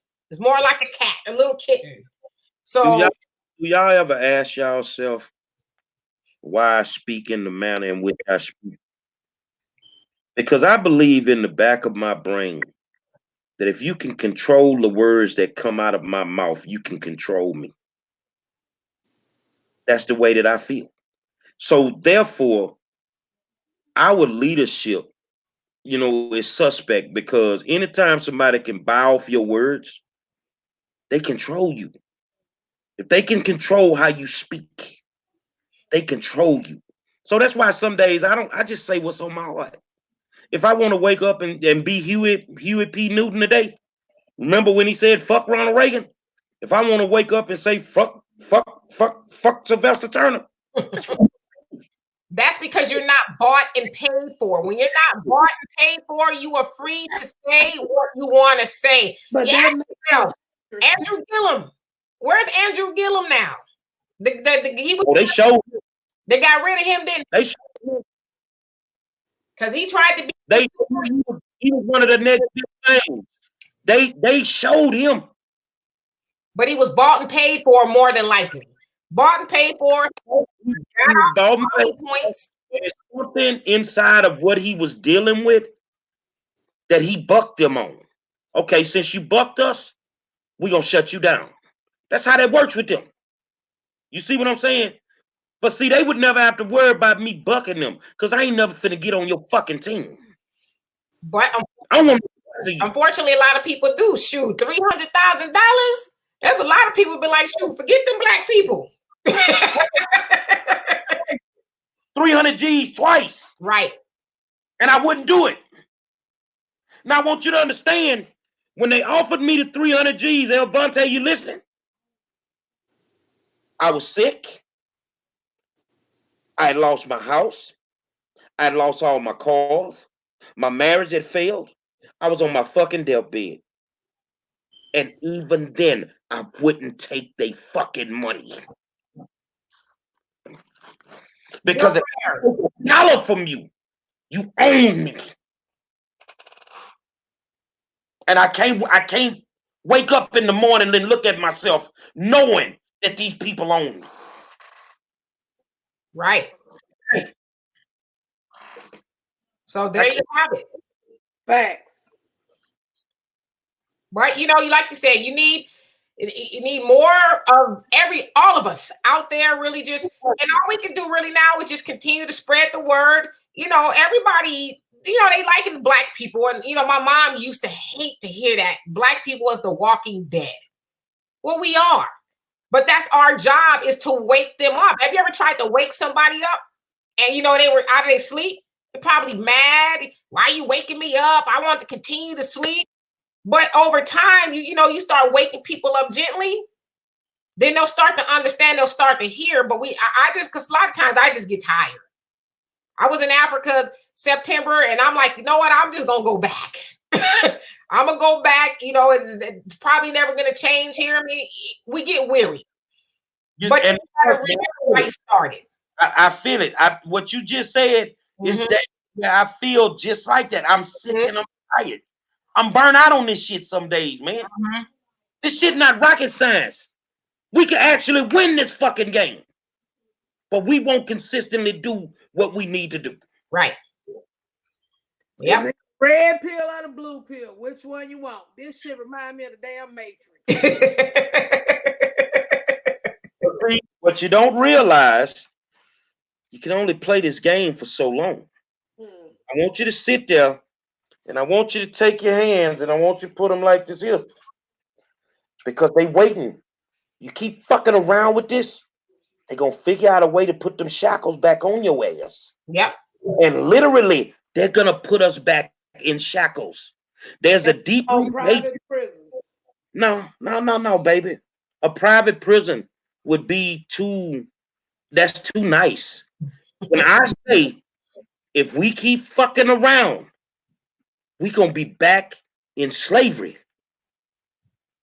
Don't think that they won't do it. Don't think if you don't give them the opportunity, they won't do it. But they gotta make sure everything is right. See, they give you things like Obama. Oh, we were so proud and great moment. Then that whole shit didn't feel right to me. Him being elected president, because I could not, throughout my research, I could not name another first-term senator that ever became president. I think he was probably the first one, if I'm not mistaken. I could be wrong. And the way that I felt, they have something that they need to do. So let's go on and give them their black president real quick. Get this shit over with, and now we can get back to business. We'll take it. We'll break from the bullshit, and then we'll come back and we'll get back to business. And a lot of us are cool with that. Well, we had a black president. As Mr. McConnell said, that was reparations for y'all black asses. Well, he didn't say black asses, but he might as well have. That was your reparations. People don't understand the reparation aspect. I'll say this here. When something happens in another country, they get together, they put money together, and they send it over there.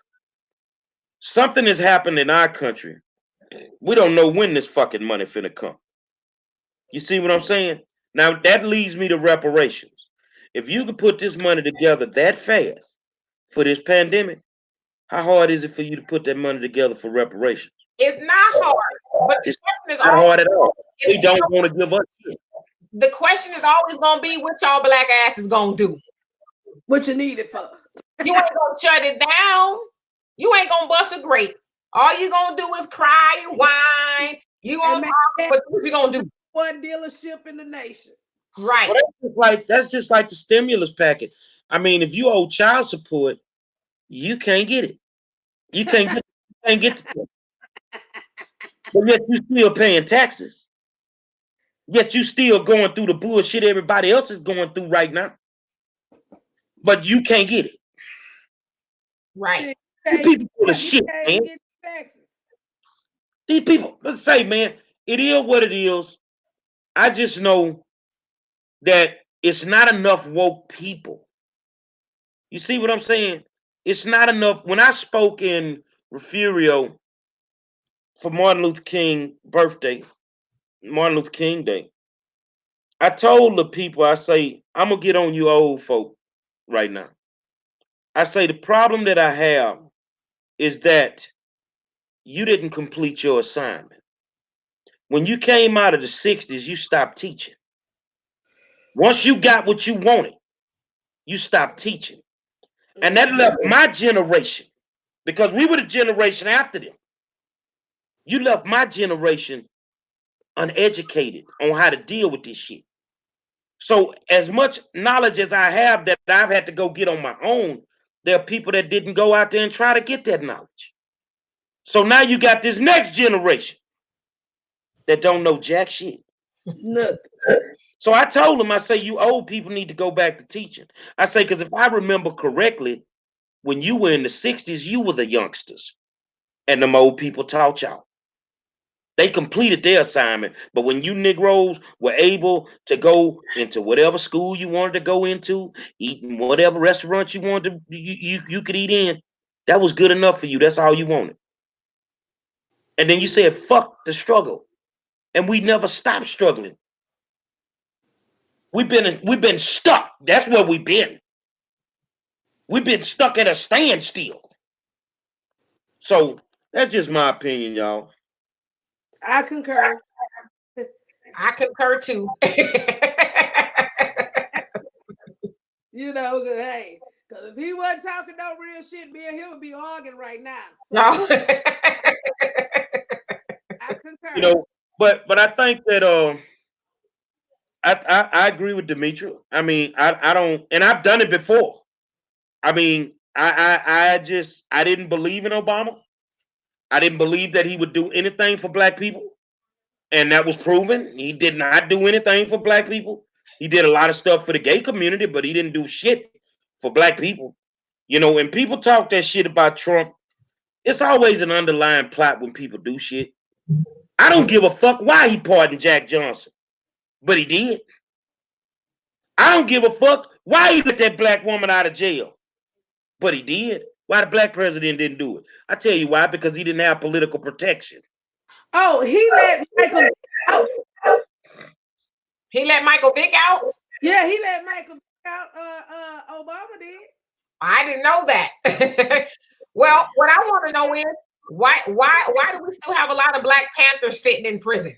We had a black president who, I mean, come on, anybody who has a remedial education knew most of them, if not all of them, a large part of them were set up, you know, in the COINTELPRO. Why didn't he open the jail cells for them?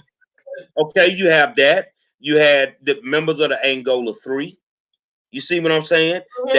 That and people who don't know the Angola 3, these dudes stayed in solitary confinement, 3 of them, for over 45 years on some bullshit. And they were affiliated with the Panthers. And that's what I'm saying. You had a black president that could have done a lot of good things for black people, but yet he didn't do it. But yet we praise him. Okay, you can praise him, and your great grandmother's dream of a black president came true, but that's all we got out the fucking deal. Symbolism. All it was is symbolism. And he got a cool walk too. But maybe it was probably because it was a setup for where we are now. You know what I mean? It was a setup for where we are now. To be honest, you know, you gonna have this guy to be the fall guy to get the real motherfucker who you want to get in. You know what I'm saying? You now have an opportunity. You now have an opportunity to do something. And when I looked at the Democratic slate of candidates when it first popped off who were running, I wasn't very impressed. I liked Yang. You know, I really liked him. I like Yang too. Because he didn't have anything to lose. You see what I'm saying? When I looked at the remaining ones, Elizabeth Warren, he fucked over black people. When I looked over Joe Biden, he fucked over black people. Kamala, you definitely fucked over black people. You see what I'm saying? Cory Booker, you bought and paid for. Ain't nothing about, I'm just telling you, if you do, like you said earlier, do the research, it's all there. Yeah. You gotta do the research. It's all fucking there. You gotta do the research. Down to Biden. You ain't say nothing about Bernie. Well, Bernie denied reparations. He said he's not for reparations for black people either, but he gave his community reparations, and it's for that. So, I mean, I think what we need to think of is in terms of black people. That's why Dr. Claude Anderson asked us to stop calling ourselves minorities, because when we call ourselves minorities, we get lumped in with everybody else. Exactly. And we feel like, you know, yeah. So what happens is everybody else gets stuff. But you know what? It's funny because we had people when we were doing our endorsement, they were coming together because we're gonna do for the minority, and I'm looking at them like, so what about black people? Right.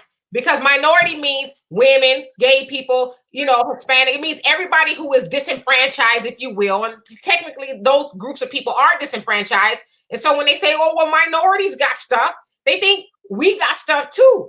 But we didn't. So Black people, when we go into the booth or we think about candidates, we need to start thinking in terms of specifically us. What's in it for us with them? That's that rule. What's in it for me? We always got to be thinking that when it comes to Black people, because nobody else thinks about Black people. I always ask people, like, I got a lot of, you know, Mexican homies and all this other stuff. No shade to them. But you hear this, oh, well, we need this Black and brown coalition. And I always ask people. And I'm gonna say this here. Let me say this here, because I got a problem with Mexico right now. I got a motherfucking problem with Mexico right now. They won't let us in. Who think you is talking about you ain't gonna let us in? Yeah, the motherfucking day. Well, why don't you just use the No, the candidates, you ain't saw what they said. These motherfuckers really on some shit that you can't see.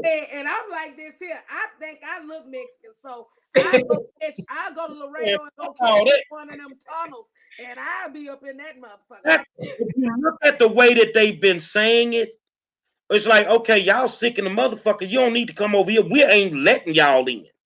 But Well, hold on, boy. Did you every time some shit pop off with y'all, you want us to ride with you, huh? But I get it though. I get it. You know why I get it? Because United States has now surpassed everybody else, every other country as far as the coronavirus. We have surpassed. We can't come there.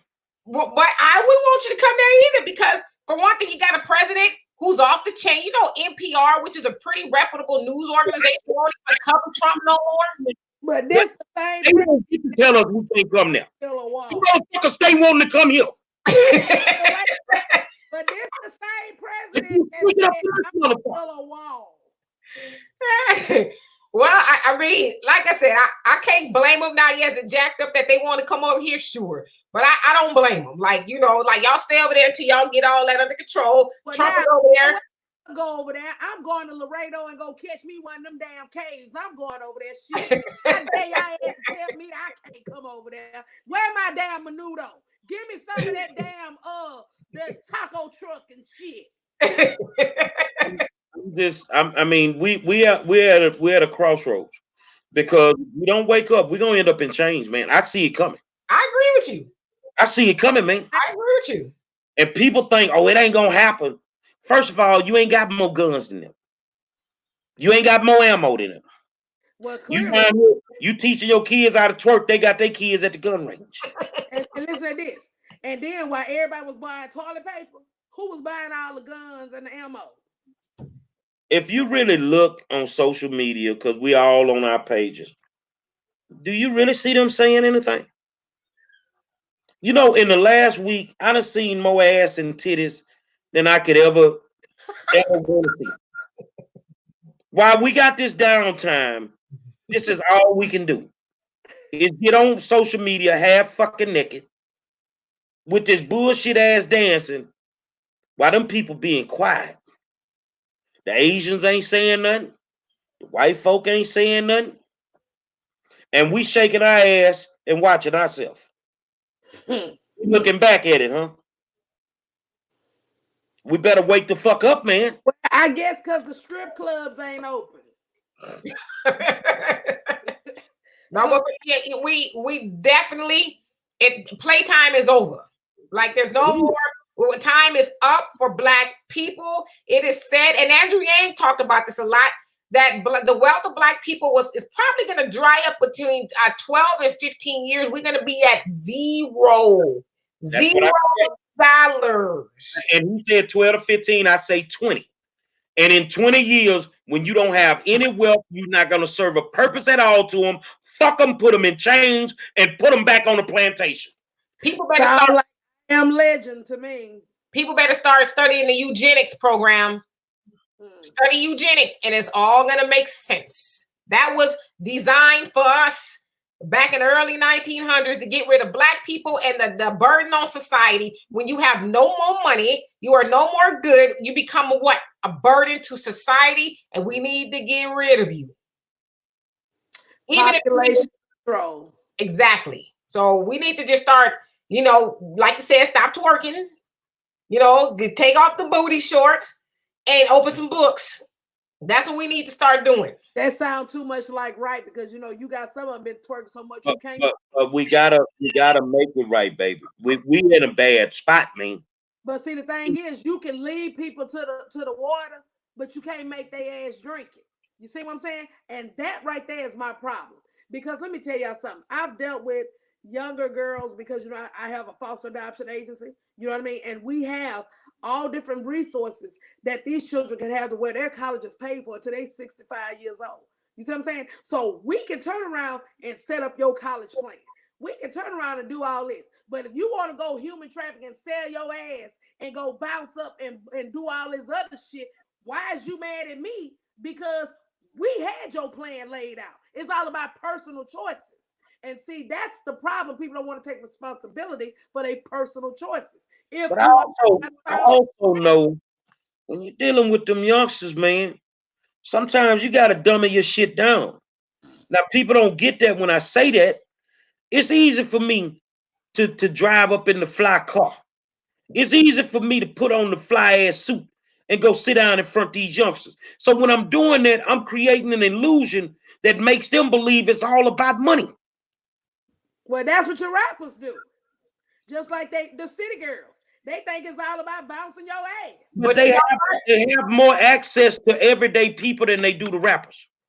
Exactly. And that's the thing. When they become more, because my daughter, she's 27. She'd be mad if I told y'all that. She's 27. And she listens to all of that, but they not more influential than me. And I've always said this because I've raised my daughter, a whole host of nieces and nephews. I always said sometimes we got to take them by force. Like we got to love them so much to where I snatch a knot in your ass. We give them too much leeway. Now, I'm not talking about violence, of course. Sometimes it's necessary, but we got to be more certain than them. And that comes from us, and I'm, leading by example. A lot of, Candace, to your point, a lot of the girls you work with, they mamas is probably twerking. Yeah. That's why I was talking about this the other night. This is where I'm talking about when you dealing with dysfunctional, when you're dealing with dysfunction in your family household. Because it's like this, my daughter that I have, all three of them, your mom ain't a hoe. Your mama a businesswoman. So guess what? You got no choice but to get your ass and get it together. Okay? However, but if my mama was a hoe and my mama over there twerking her ass, what can you tell me? Right. You by example. Right. And exactly. You got so many components that the things that have worked against them that set them up for the failure that's outside of their parental control. See, the parents got to send their kids to a building every day for 8 hours. And that building is called a schoolhouse that has no structure, that has no discipline, that's not teaching you nothing worth a fuck. So you sitting in here and you're not learning nothing. So at the end of the day, you could possibly come up out of there decent, or you could come out molested. You could come out with your sexuality changed. You see what I'm saying? You went in as a boy, you come out that motherfucker 4 years later, you a girl. So, it's things that these kids will have to deal with on a daily that we didn't have to deal with 35 years ago. But you know why? Because our parents were more involved back then. A lot of our parents were more involved. I tell people all the time, I wouldn't want to raise no child nowadays because most parents, they too engulfed into social media. I see some parents, with kids and they on their phones all day long. It's like, did you spend that much time with your child today? Let me tell you something. When you said that phone, I was thinking it before you said it. Why the fuck do you need a phone at 9, 10 years old? I've seen it at 3. When they need it when they go to school, something might happen. Well, they take their ass to the office and use a phone. Like we used to do. But look at my 12-year-old. Oh, she gonna have a phone. Because guess what? When some shit jump off at that school, text me code 12 and I'm coming up there to turn that motherfucker out. Well, they limit at different times now, though. It ain't like it was when we was going to school. But you know, you send your kid to school, and they, like to your point, Gary, they gonna learn all of that stuff. But if they learning even more at home, then they'll know how to, you know, as the Bible say, rightfully divide the word of truth. They'll be able to weigh it for themselves. Okay, you talk about, you know, we need to do X, Y, and Z at school. Well, I know my mom and daddy didn't teach me that. You know,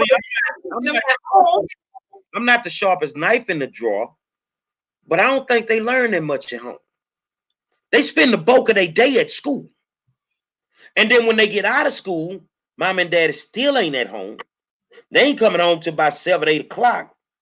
So they eat. By the time they eat, they spend about 30, 40 minutes with their parents and then they go sleep. So most of the fucked up shit they learn is outside of the household. Or how many times have you driven up and down the neighborhood and you see kids just walking around the neighborhood? Like, hey, and like, you know, school has been out, but they just walking around the neighborhood unchecked, unsupervised. So, like you said, there's a lot of components to it, but you know, at the end of the day, it's on us. You know, you got people saying my child is 9 and they'll have a phone and we'll keep one. That's your business. And when I look at where we are in education, mine didn't have no fucking phones. I'm gonna be straight up with you. One, I never worried about that because I was constantly at the school any fucking way. I was an active parent, so I knew what the fuck was going on. Two, ain't too much shit gonna go on in here that you can't get to a phone for. I'm not gonna worry about it. But why they got to have the phones with all the apps, social media, and all of that? The kids ain't got no phones to call their mama or daddy in emergency. They on all the social media. I was just finna say that to you. It's okay if you give them a phone, but why the phone gotta cost $1,000?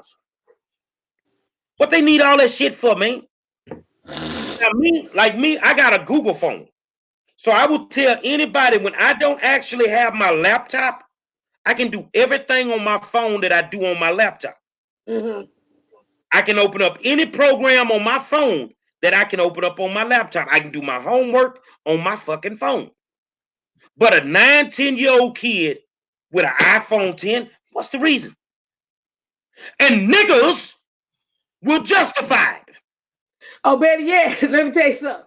My thing is this right here. There's nothing wrong with buying something nice for your children, but they got to earn it. You know what I mean? They got to earn it. $1,000 phone? What the fuck did they do to earn a $1,000 phone? What I'm talking about. What I'm talking about is, I'm not talking about just like no $1,000 phone. I'm talking about just in general. When you talk about the Jordan tennis shoes, you're talking about outfits, you're talking about, you know, anything that these young kids like, PlayStations, whatever that they like. There's nothing wrong with buying for your kids. But the issue is that they have to earn it. So what I'm gonna ask you, what would they have to do to earn it? Well, see, then it depends on the conditions. It depends on, like, okay, I'm gonna give you an example with my daughter. Mm-hmm. All right. My daughter made good grades anyway. Okay. All right. Right. All right. So she wanted a cell phone. Mm-hmm. I told her, I said, well, I need you to write me an argument as to why I should get this phone for you. You see what I'm saying? So what I'm doing, I am triggering her problem solving skills was what I was actually doing. Even though I was going to get the phone anyway, but I wanted her to prove and give me facts as to why I should give you this phone. She gave statistics and everything. I'm looking at her like, okay, well, let me go and get you this phone. But see, now flip that over to me. Huh? Mine when it came to me, I want a $1,000 phone. Well, I ain't got no $1,000. I tell you what we could do. I'm really not cutting for you having a fucking phone. And I'll go get you a phone, but I'll go get you one from Boost Mobile. Your bill will be $50 a month. It'll be a simple phone, no Wi-Fi, none of this shit. Who is that? And that's that. I don't believe, you know, all these people, I reward my kids. I reward my kids because they make good grades. What the fuck for? They supposed to. That's what they supposed to do. They Well, supposed I think the other thing too, I would just me, I would never buy my child when my daughter's grown, but I would have never bought $1,000 phone or any of that kind of stuff. You also gotta think of it this way. Most of the kids, maybe a lot of them who have these $1,000 phones, do your mom and daddy even have $1,000 life insurance policy for you? Mm. Okay. Do you Let me have give you $1,000 savings account? you got you got $1,000 phone, but you're showing up at the motherfucking backpack drive because you can't get the school supplies. You know what? You got $1,000 phone, but you ain't got the money for the prom dress. You got $1,000 phone, but you ain't got enough money to pay for the motherfucking cap and gown to go across that stage. Or school supplies. You come in and looking for a pencil and paper. Exactly. That's what you talk about, priorities that are not in the right place. Because, like I said, I can't speak for everybody else, kids, but I can speak for mine. And I don't mind buying you nice things, but guess what? You gonna earn it. Number two, if you don't do what you're supposed to do, I'm the repo man. I'm gonna repo everything. Well, and I agree with you on that. I think a lot of times too, we set limitations on our kids. Well, you can't do this, you can't do that. I'm with you. I don't mind doing nice things for you, but I'm on the other side of it. I think if you want that kind of phone or you want some Jordan, it's my responsibility to buy some tennis shoes. But if you want those kind of tennis shoes, then you might need to go out there, get your little gig or something. Just because I know you're gonna appreciate it more, other than mama coming out of her pocket to buy you that kind of, a shoe or whatever. But I think we should do nice things for our kids if, for one, we can afford it and they deserve it. But I'm gonna give you I'm gonna give you a trick of the trade with this one. Okay, so my daughter, she had wanted these Jordans, right? So what I did was I gave her, hey, all right, so I'm gonna give you $400, right? Now that's for you, because once it's gone, it's gone. So you still want them Jordans? You think her ass bought them damn Jordans? Bought some Vans and shit. But you want me to buy them. Right. How old is she? 12, finna be 13. But I guess never what? saw I taught 400 when I her was 12. about, but listen to this. I taught her about money management. She has her own bank account. You see what I'm saying? See, I'm getting her ready. So it's like this here. You ain't gonna just be dependent on mama all day long. You Right. see? I'm getting you ready on how to manage your money. Now, if she would have took that $400 and bought some Jordans and then bought another little old thing and then you broke, then okay, we're gonna go back to the drawing board. But now that thing still got at least $200 and something that she ain't spent, and that's been since January. You see what I'm saying? Well, I'll say this here. One of my proudest days was the day I got ready to leave for college back in the day. Because I had worked for 2 summers and my mama didn't have to buy nothing for me when I left to go to college. From the bus ticket to the clothes. And back then I was really into Run DMC. Everything in my closet was Adidas. But I worked and I bought that. Mm-hmm. I think the one thing that we can give a kid instead of money all the time, instill in them the value of hard work. Well, yeah. Make them understand that ain't nothing gonna be given to you. You gotta work for it, man. And you gotta be 3 times better than them people when you out there doing it. But I think that's the one thing that we're lacking giving to our kids is understanding that you have to work your ass off for what you want. Yeah, you do. Well, see, I don't knock a parent that give their kid $400-500. I don't do that shit. I never did it. You want that kind of money? Like me, I ran my own company. So in the summer, there was a rule. When they turned 16, in the summer, you're gonna work with me all summer. You get paid all motherfucking summer. But why I gotta do this here? Otherwise, you ain't gonna have no fucking school clothes. You're at the age where you can create your own income. You see what I'm saying? And I'm talking about these youngsters here was making $300-400 a day because that's what I was paying people. You see what I'm saying? But Okay, when they made it 300-400, well, I'm finna do this. No, you're not. No. Well, I got a bank account. That don't mean you're responsible. That just you just know where to house your money. So let's talk about this here. How we gonna do this here? So I educated them on every aspect of financial literacy. And So see, now I can turn them loose in the world, and they can actually survive. but see, that's what I'm doing. But see, that's what I'm doing right now because okay, so like my daughter, when I gave her that money, I said, "You want it all now, or do you want it later?" Because guess what? You can't come back to me asking me for nothing but only your basic necessities. Anything that you want that's extra with getting your nails done, getting this and getting that, you better go to your pot and get it. You see what I'm saying? See, that's what I cut that all out right then and there. Now I'm gonna make sure you have your basic necessities. I'm gonna make sure that you going to school looking nice because one thing, you represent me when you leave out this house. So you're not gonna be running around here looking crazy. That ain't happening because if I'm running around here and I'm looking good, you gonna look good too, and that goes well for the rest of the jokers I got in here. But you, Miss Ma'am, you got that money, right? So anything that you want that's extra outside of those necessities, you need to go to your pie. And I'm telling you, it works. It works. But see, again, everybody parenting skills is different. So you have to do it according to their child because every child is different. So you have to do it based on how you have to work with your kid. That's all. And I agree with you to a certain degree. I agree that children have never changed. We were the same kids. The difference was we had structure. We had kids have never changed. We changed the way that we decided to deal with them. Well, that's because when they stop wanting to whoop their ass, and then what happened? So tell the truth on that. Why did that happen? Well, that's because CPS then came in. That's what keeps me in It business. started in the school system.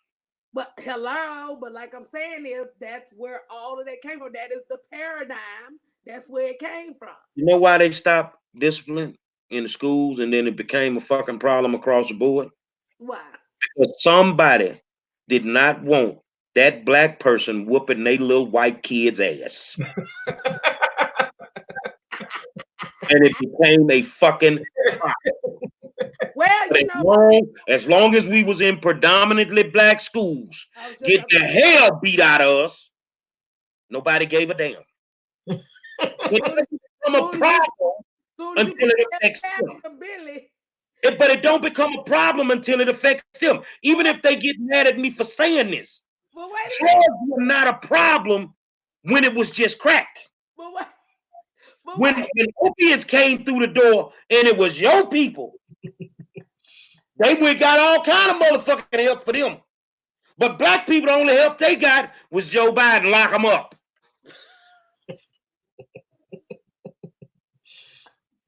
Discipline was not a problem, especially in schools, until they figured out it's gonna be that black teacher whooping that little white boy ass. So wait a minute. So Billy, and they want that.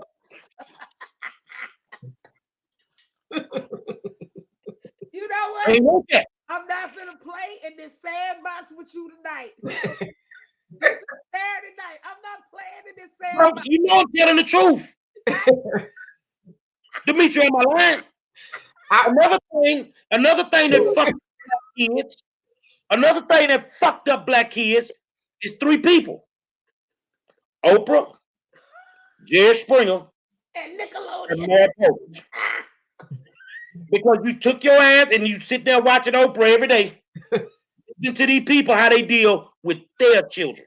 You can't raise black children like you raise white children. But wait a minute. Did you remember that episode on Dr. Phil where that little boy talking about, that little boy say, "Shut up, you don't tell me what to do," and pow. Okay, so pow, and what did they do? They went and they created a motherfucking situation. Oh, well, he has ADHD. Baby, let me tell you something. If that's the fucking case, right up through slavery up to now, what the fuck did we have? ADHD means you ain't get your ass tore up when you was climbing when you was young. Babe, my grandma ain't play that. One thing my grandma didn't play, kids did not sit at the table when grown people were talking. That was one thing. The second thing, my grandma and my papa, them, they'll tell you one time what they got to tell you, and they done. If not, you gonna get that razor strap. My grandma was so cold with that switch. Okay, now we ride the church with her ass in her big old Cadillac, and she was listening to Mahalia, and she had her one little part when Mahalia Jackson come on, and if anybody make a noise in that car, baby, she turned like a ninja. She'll get that damn switch. And baby, everybody be quiet going to church. Okay, so Whips and all.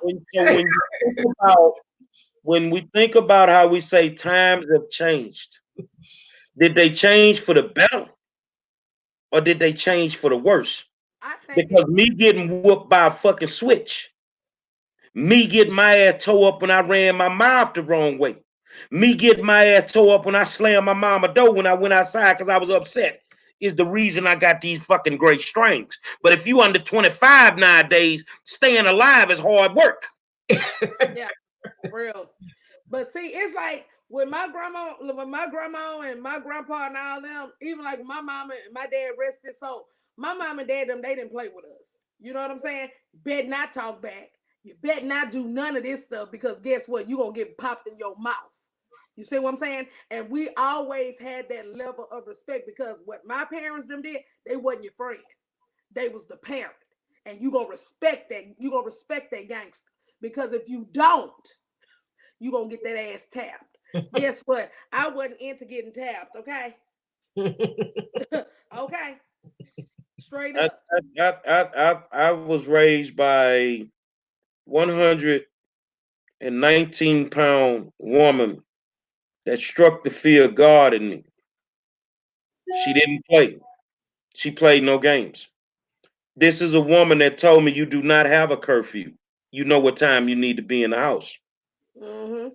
You see what I'm saying? 119 pounds. You know what time you need to be in the house. She say, I'm not, she had a philosophy that she didn't pay for summer school. She said, if you didn't learn it in 9 months, I'd be damned if you can learn it in 3. I'm not paying for fucking summer school. So either you handle your business or your ass gonna go back there and take the classes over. See, let me tell you something, man. And we had simple moms. Some of them were a little flashy, but most of them were just regular, everyday moms. Nowadays, a motherfucker, they got to be a fashion model. They got to be this. They got to be that. And I'm gonna be honest with you, and I'll get on dads, but the examples that some of these moms set nowadays, it's not right, bro. And I'm not talking, and I want to make sure I clarify this. Yeah, clarify that. I ain't talking about the ones in the shorts. Because you can be a hoe with a motherfucking skirt that's too fucking tight. You can set the wrong example that way. You see what I'm you know your motherfucking titties 48 double triple G's. A motherfucking sports bra like it nothing you hiding them motherfuckers. But my thing was this here. We gotta set the right examples at all times. I agree. One of these kids, man. We have to set the right examples at all times. Like you think about it, what you tell me, and I don't know what you've been watching today on social media. Tell me you ain't went down that timeline and seen a half-naked woman. Tell me you ain't went down that timeline and seen somebody with some fucking weed in their mouth. That shit gets on my nerve. It do too. And I'm gonna tell you like this. See, I'm a flashy dresser. I like to dress, but I dress as a lady. You know what I mean? Because guess what? I command respect when I walk in the door. See, right now I got 2 little ponytails going on right now. But see, when I come through, I'm coming through. And when I come through with the aura of authority. You know what I mean? And that's what I'm training my girls to do. Because guess what? A man gonna put some respect on it when you respect yourself. You see what I'm saying? When you run around here and want to be all dressed out like this and have your ass out and stuff like that, then that's the attention you gonna get. And that's what they gotta understand. You know, it's a double standard. A woman can be a hoe all day long, and you gonna carry that for the rest of your life. A man can go out there and hoe all day long and still be a man. That is the truth. Levels to this. That is the truth. It's levels to it. Well, I think that we need to set the right examples. And a lot of days we don't want to set them examples. And we reaping the benefits of it right now. We reaping the benefits of it right now. You know, first thing people say, oh, he need to pull his pants up. Nah, he don't need to pull his pants up. Help him lift his mind up and his pants gonna follow. He don't need to pull his fucking pants up because that's their way of doing. Remember, you can't have it both ways. In some instances, oh, that's the way it is nowadays. But then in some instances, oh no, that didn't. No. But that remember, that's the way it is nowadays. So they wear their pants like that nowadays. You know, back in the day, I used to love the women with the chick jeans on. That was y'all thing. You see what I'm saying? You know, back in the day, we had Gombe haircuts. You know, I mean, it's what it is. But can you penetrate that child's mind to see what he's really thinking? Can you gain the trust of that kid to see if you can help him transform? Or are you going to do exactly what everybody else does every single day, talk down on him in his face and just push him farther away? I don't do it. I don't talk down on them youngsters. They get it with me. I get it with them. No, I don't talk down to them. And I think we get to a point where as grown folk, we get to smelling ourselves. We too motherfucking good to talk to these youngsters. We too motherfucking, I ain't finna talk to them youngsters. All they out there doing is gangbanging. Well, nigga, ain't you got a pill stain, got no motherfucking paperwork on it?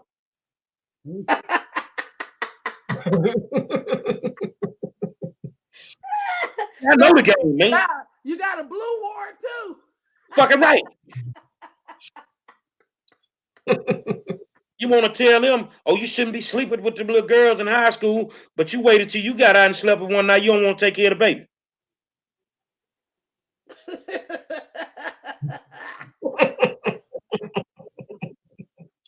I'm just telling the truth because this is what I see and deal with every day. But see, it's about boundaries, man. And even like when you're dealing with your kids, it's about boundaries. And if you don't set those boundaries, don't get mad when they cuss your ass out. Don't get mad when they turn around. Okay. When you don't set them boundaries, let me tell you something. In my house, boundaries are no boundaries. If you're looking to have some dental work done on your motherfucking self, open your mouth and meet the wrong motherfucking way. When I slap the fuck at you with this pot, you gonna understand. Play out. I'm serious. See, in certain situations, what's understood don't need to be explained. But you know why, Gary? Because you set the foundation from the beginning. Well, I tell you this here, y'all don't know, but my kids knew from day one that motherfucker that crazy for real. Again, you set the foundation from the beginning. I remember my nephew used to cut up in school, and I was still at the school. My nephew was cutting up in school. Mama didn't know what to do with him. Man, call me, man. People call me. I show up, and I go in the office. I need to check Antonio Benjamin out. Okay. They call him. He come out. Where we going? We coming up out of here. And I go right outside on city property, the sidewalk, and whoop his ass in front of that school. And then take him right back in and check him back into school. Don't fuck with me. Don't play with me. Gary, I'm surprised CPS ain't come get your ass. CPS. Let me tell you what. I don't give a fuck about CPS. Ain't no third party gonna tell me how to raise my children. When they start taking care of these kids, when they start putting food on the table for them, then you can run your mouth in my house. Fuck CPS. I don't have to open my door when your fuck ass come here. And I admit that.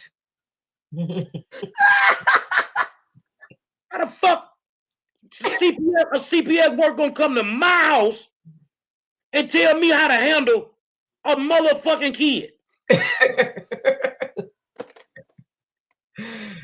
I got Cedric the Entertainer syndrome with that. I wish a motherfucker would. You know what? This was an interesting dialogue tonight. I really enjoyed this on the Saturday night, y'all, and it was so nice meeting you. Yeah, I'm gonna go get me. You know, what you finna go do, Gary? Dimitri, you're welcome to come back on anytime you get ready. And we can always talk about whatever, man. It's just, you know, you live on one side of the world, we live on the other side. But shit seems so similar. It is. It's all the same. It's all the same shit. Same shit, different toilet paper. If you can find something right about now. Exactly. All right, y'all. All right. Well, thank you so much. It's my pleasure. Bye, everybody. All right. We're done. I'm going to get me some McDonald's. All right. Bye, girl.